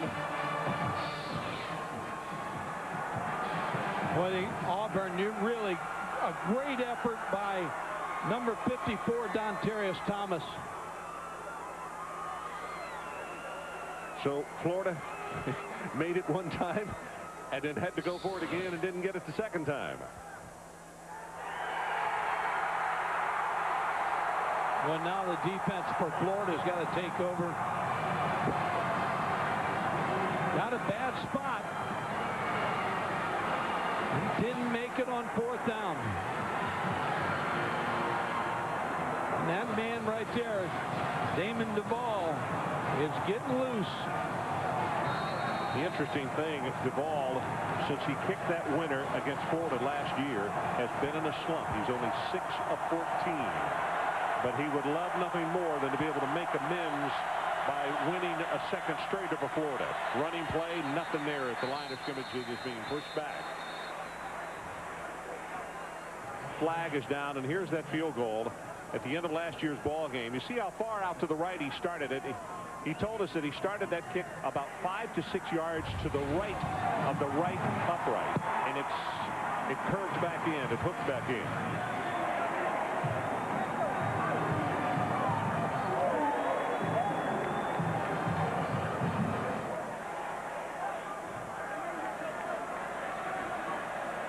where Auburn is dangerous right now is number 17. He's got a hot hand as a runner and a thrower. Florida has 3 timeouts left. Auburn has 2.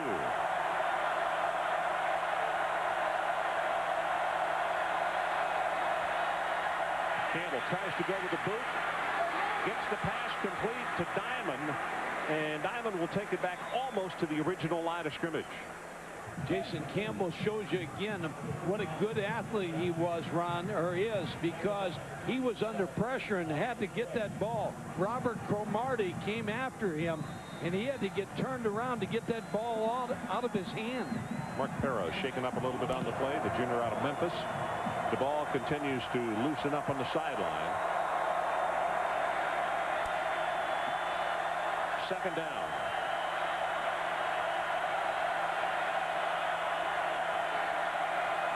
Clock runs, 2:27, now 2:26. Brown, stutter steps at the line of scrimmage, still going. He'll go inside the 40 down to the 35, and it'll be third down at about 3 to 3.5 yards as Ratliff finally stopped him. You got to be impressed with the job that Ronnie Brown has done tonight. Well, we give the SEC Player of the Week every week. We're going to give it to Ronnie Brown.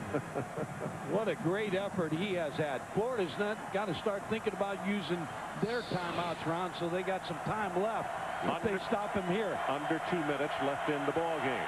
Tied at 23. This is going to be Ronnie Brown all over. They fake it to him, roll it out, and throw the pass. It is complete, and this is Johnson. Sidesteps one man and is going to be stopped after he gets the first down at the 28. Missed tackles again by Florida defense. Robert Johnson, the big target. Faked the ball to Ronnie Brown. Jason Campbell with a good throw to Johnson.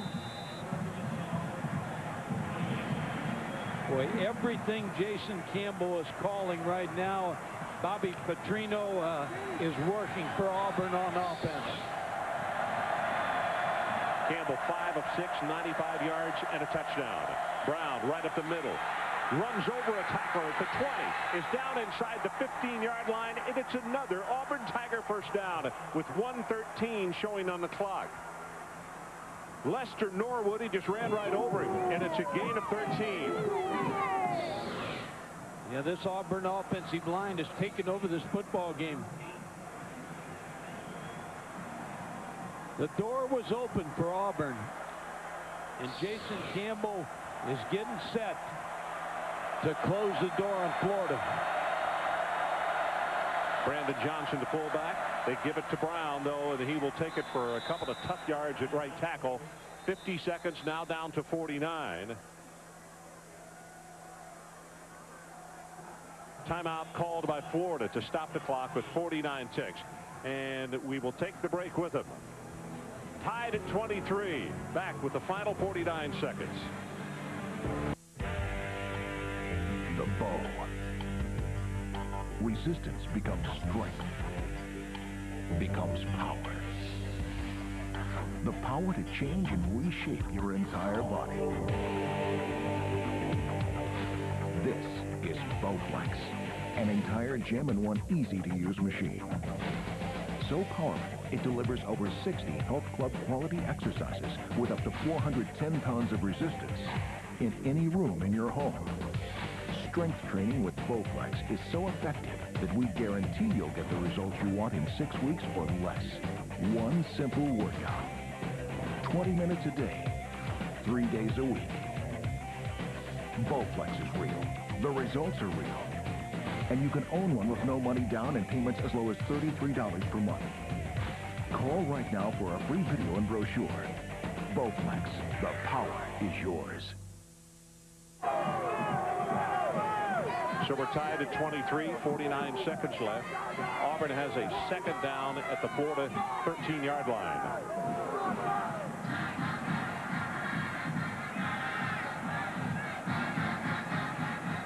Gators 23, Tigers 23.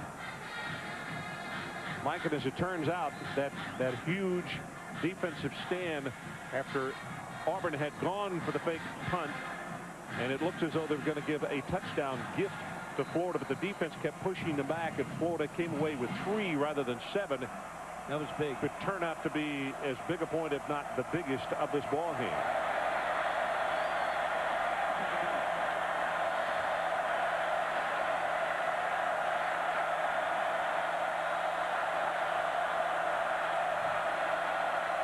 Brown hit behind the line of scrimmage, breaks off that tackle, and he'll fight back. Still is going to lose a yard on the play. That's Ian Scott, who got penetration and made the hit on him. Third and 10.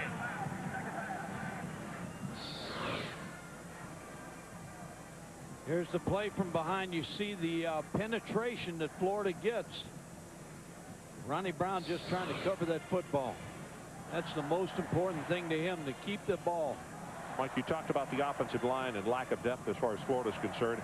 A similar situation on defense, and these kids are really burned out right now as well.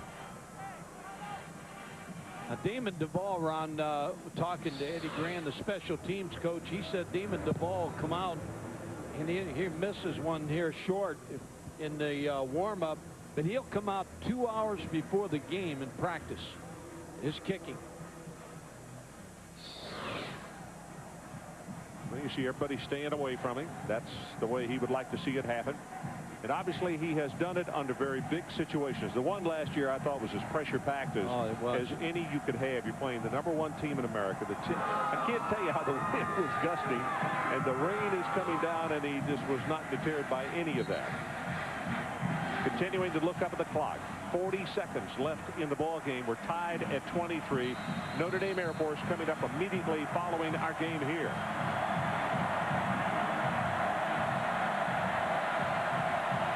Third down, Auburn. Line of scrimmage, the 14 of Florida.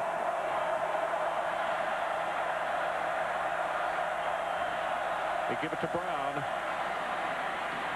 He's going to continue to fight inside the 15 and takes it down close to the 11-yard line. And what they did is they ran it square in the middle of the field. Florida, it's the last timeout in the second half. So the final timeout taken by the Gators with 30 seconds left in the ball game. And it's going to be 4th down, Auburn. And Dr. Punch, let's go down to you quickly. And Ron, this week the Auburn Tigers got a special visit from 7-year-old Heath White of Centerville, Alabama. Now, Heath has been very ill for a long time and had 2 wishes. One was to meet Jeff Gordon, which he met earlier in the week. The other wish was to go visit the Auburn football team, which happened on Thursday afternoon. They were so overwhelmed with little 7-year-old Heath, they told him, if we win the football game on Saturday night, a game ball is coming your way. You think Heath is pulling for the Tigers? I believe he's watching at home right now. 2 weeks to be here, but pulling for his Auburn Tigers. Yep, I'm sure he is. 30 seconds left in the ball game. At a time Florida had total control of this game. I mean, momentum was theirs and not there for the Auburn Tigers. Then Carnell Williams got hurt. Team came together in prayer and put their hands together, and after that, emotionally, hard to think that you can get a lift out of an injury, but they did, Mike. I think Ronnie Brown, as the players stepped up, and then Jason Campbell. Comes down to this.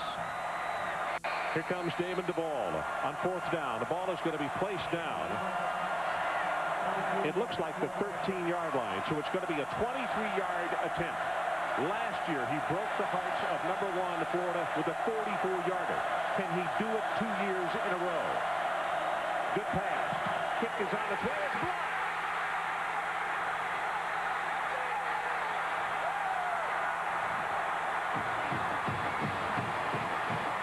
Bobby McCray blocked the field goal attempt.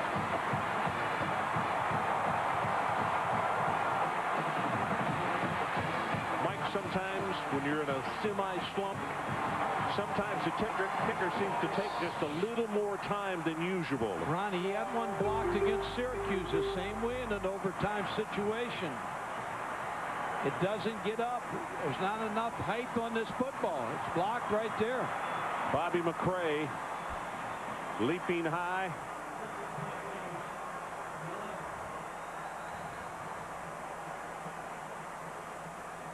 They're going to go to overtime. Wise decision right here. So Grossman will take a knee, and the clock will run on down, and we will have overtime between the Florida Gators and the Auburn Tigers. Still favors Auburn because of the running game, Ron.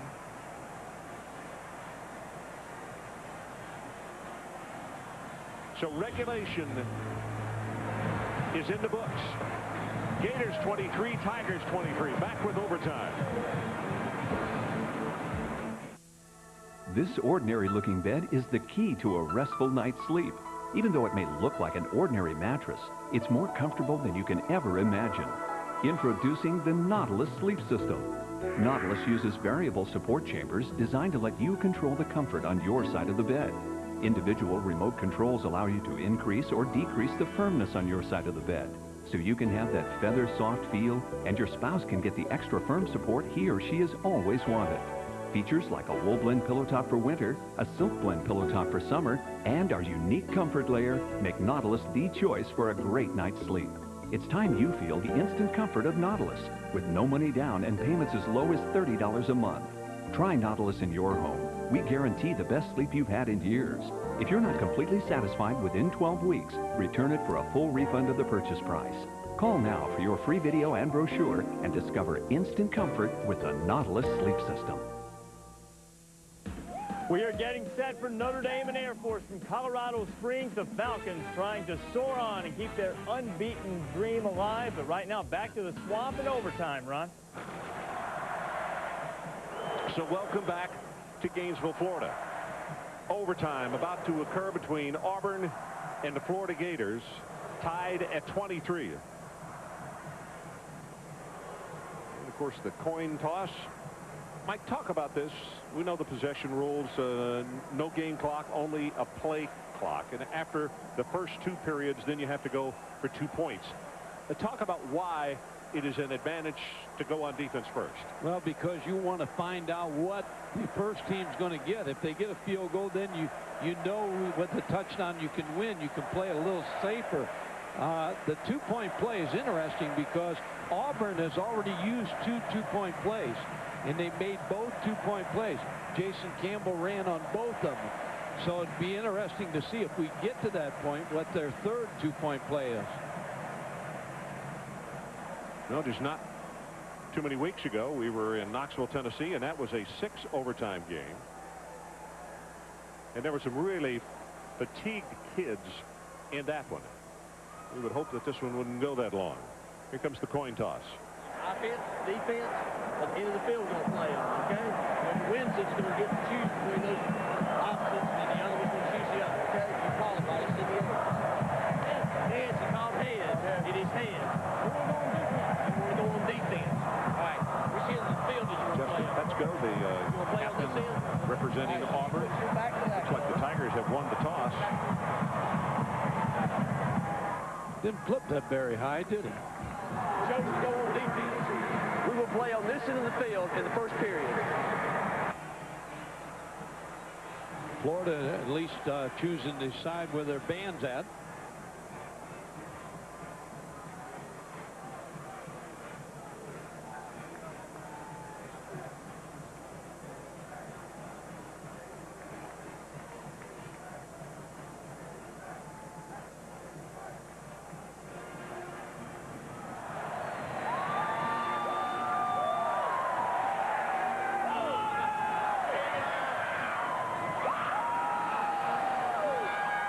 You know, Mike, the names kind of collide with each other because of games.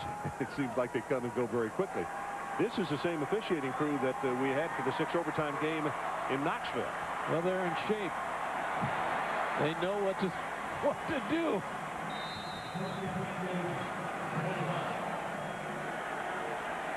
So Florida goes on offense first. Carthon, we haven't seen Ernest Graham in a long time. Carthon is the lone setback. And they'll give it to Carthon. Hit behind the line of scrimmage. Going to be knocked down for about a 4-yard loss. Tobor and DeMarco McNeil combining on the stop. This is where I think Auburn's got the advantage in overtime because Florida can't run the ball now.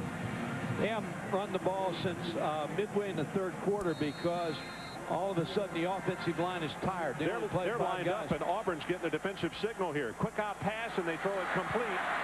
And it's going to go for short yardage to Kelvin Kite. Boy, they had Auburn. They were not even at the line of scrimmage. They threw it complete, and Kite comes up limping again.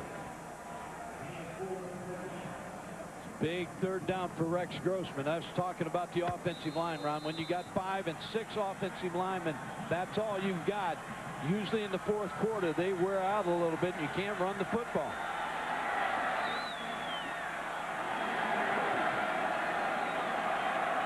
Grossman with a third down, and they need to take it to the 15-yard line.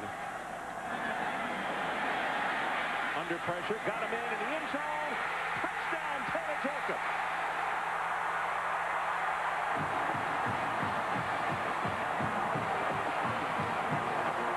Dexter Murphy was leveling the quarterback, and how he got that away with that much precision, I don't know. But what an All-American play by Rex Grossman. Great players make great plays. Rex Grossman just made a great play. Matt Leach to attempt. Talcott, I beg your pardon, attempting the extra point, and he knocks it home. Florida scores first in the overtime, 7-0. Well, here comes the pressure, and he's getting hit right there just as he drills the ball. I'll tell you, Rex Grossman may have played one of his finest football games tonight for the University of Florida. Taylor Jacobs wisely pulls up a little bit because he's running out of real estate. Makes that catch. Right now, some of our viewers in the Midwest and the Rocky Mountains will be leading us to catch the start of the Notre Dame Air Force game. We'll get the rest of you out to Colorado Springs just as soon as we're finished here in Gainesville.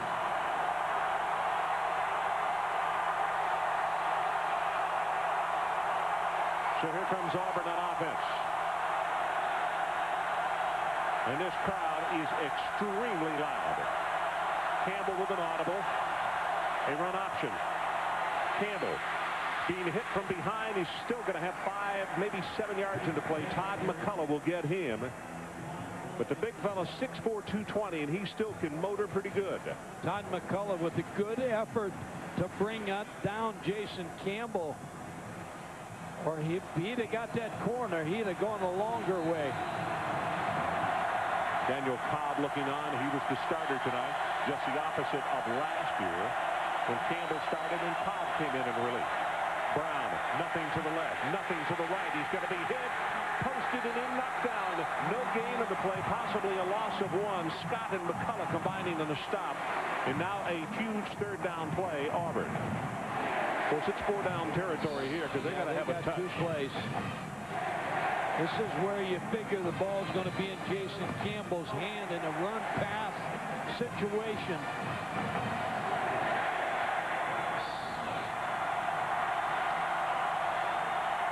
Third down.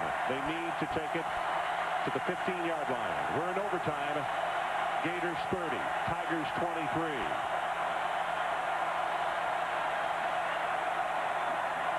Campbell straight back in the pocket. Pressure is on. Pass thrown too hard. Incomplete. And it'll be 4th down and 5. Whoa, Florida in an inch of making the pickoff. And if they had done it, this game would be in the history books. Trying to get the ball to Robert Johnson, a tight end. Jason Campbell's got him on a crossing route. Hit him in the hands. May have been thrown a little bit too hard. Too hard, you're right. Or Robert Johnson may have lost that in the Here comes the play right here, Mike. 4th down, 5. If they don't convert, it's Florida's victory.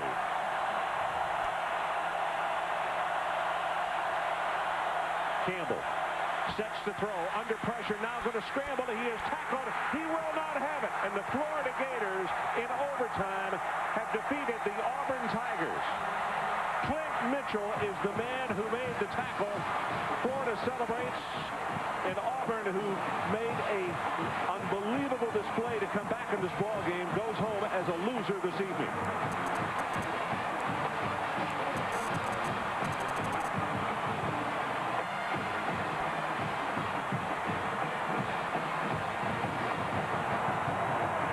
two head coaches that needed a victory here very badly this evening. Florida gets it. So the final score, Florida 30 and Auburn 23 in overtime. Coming up next, number 7, Notre Dame, and number 15, Air Force. For more, log on to ESPN.com, your home for college football on the internet. This has been a presentation of ESPN, the worldwide leader in sports. So now we say under a full moon, good night from Gainesville, Florida. College football.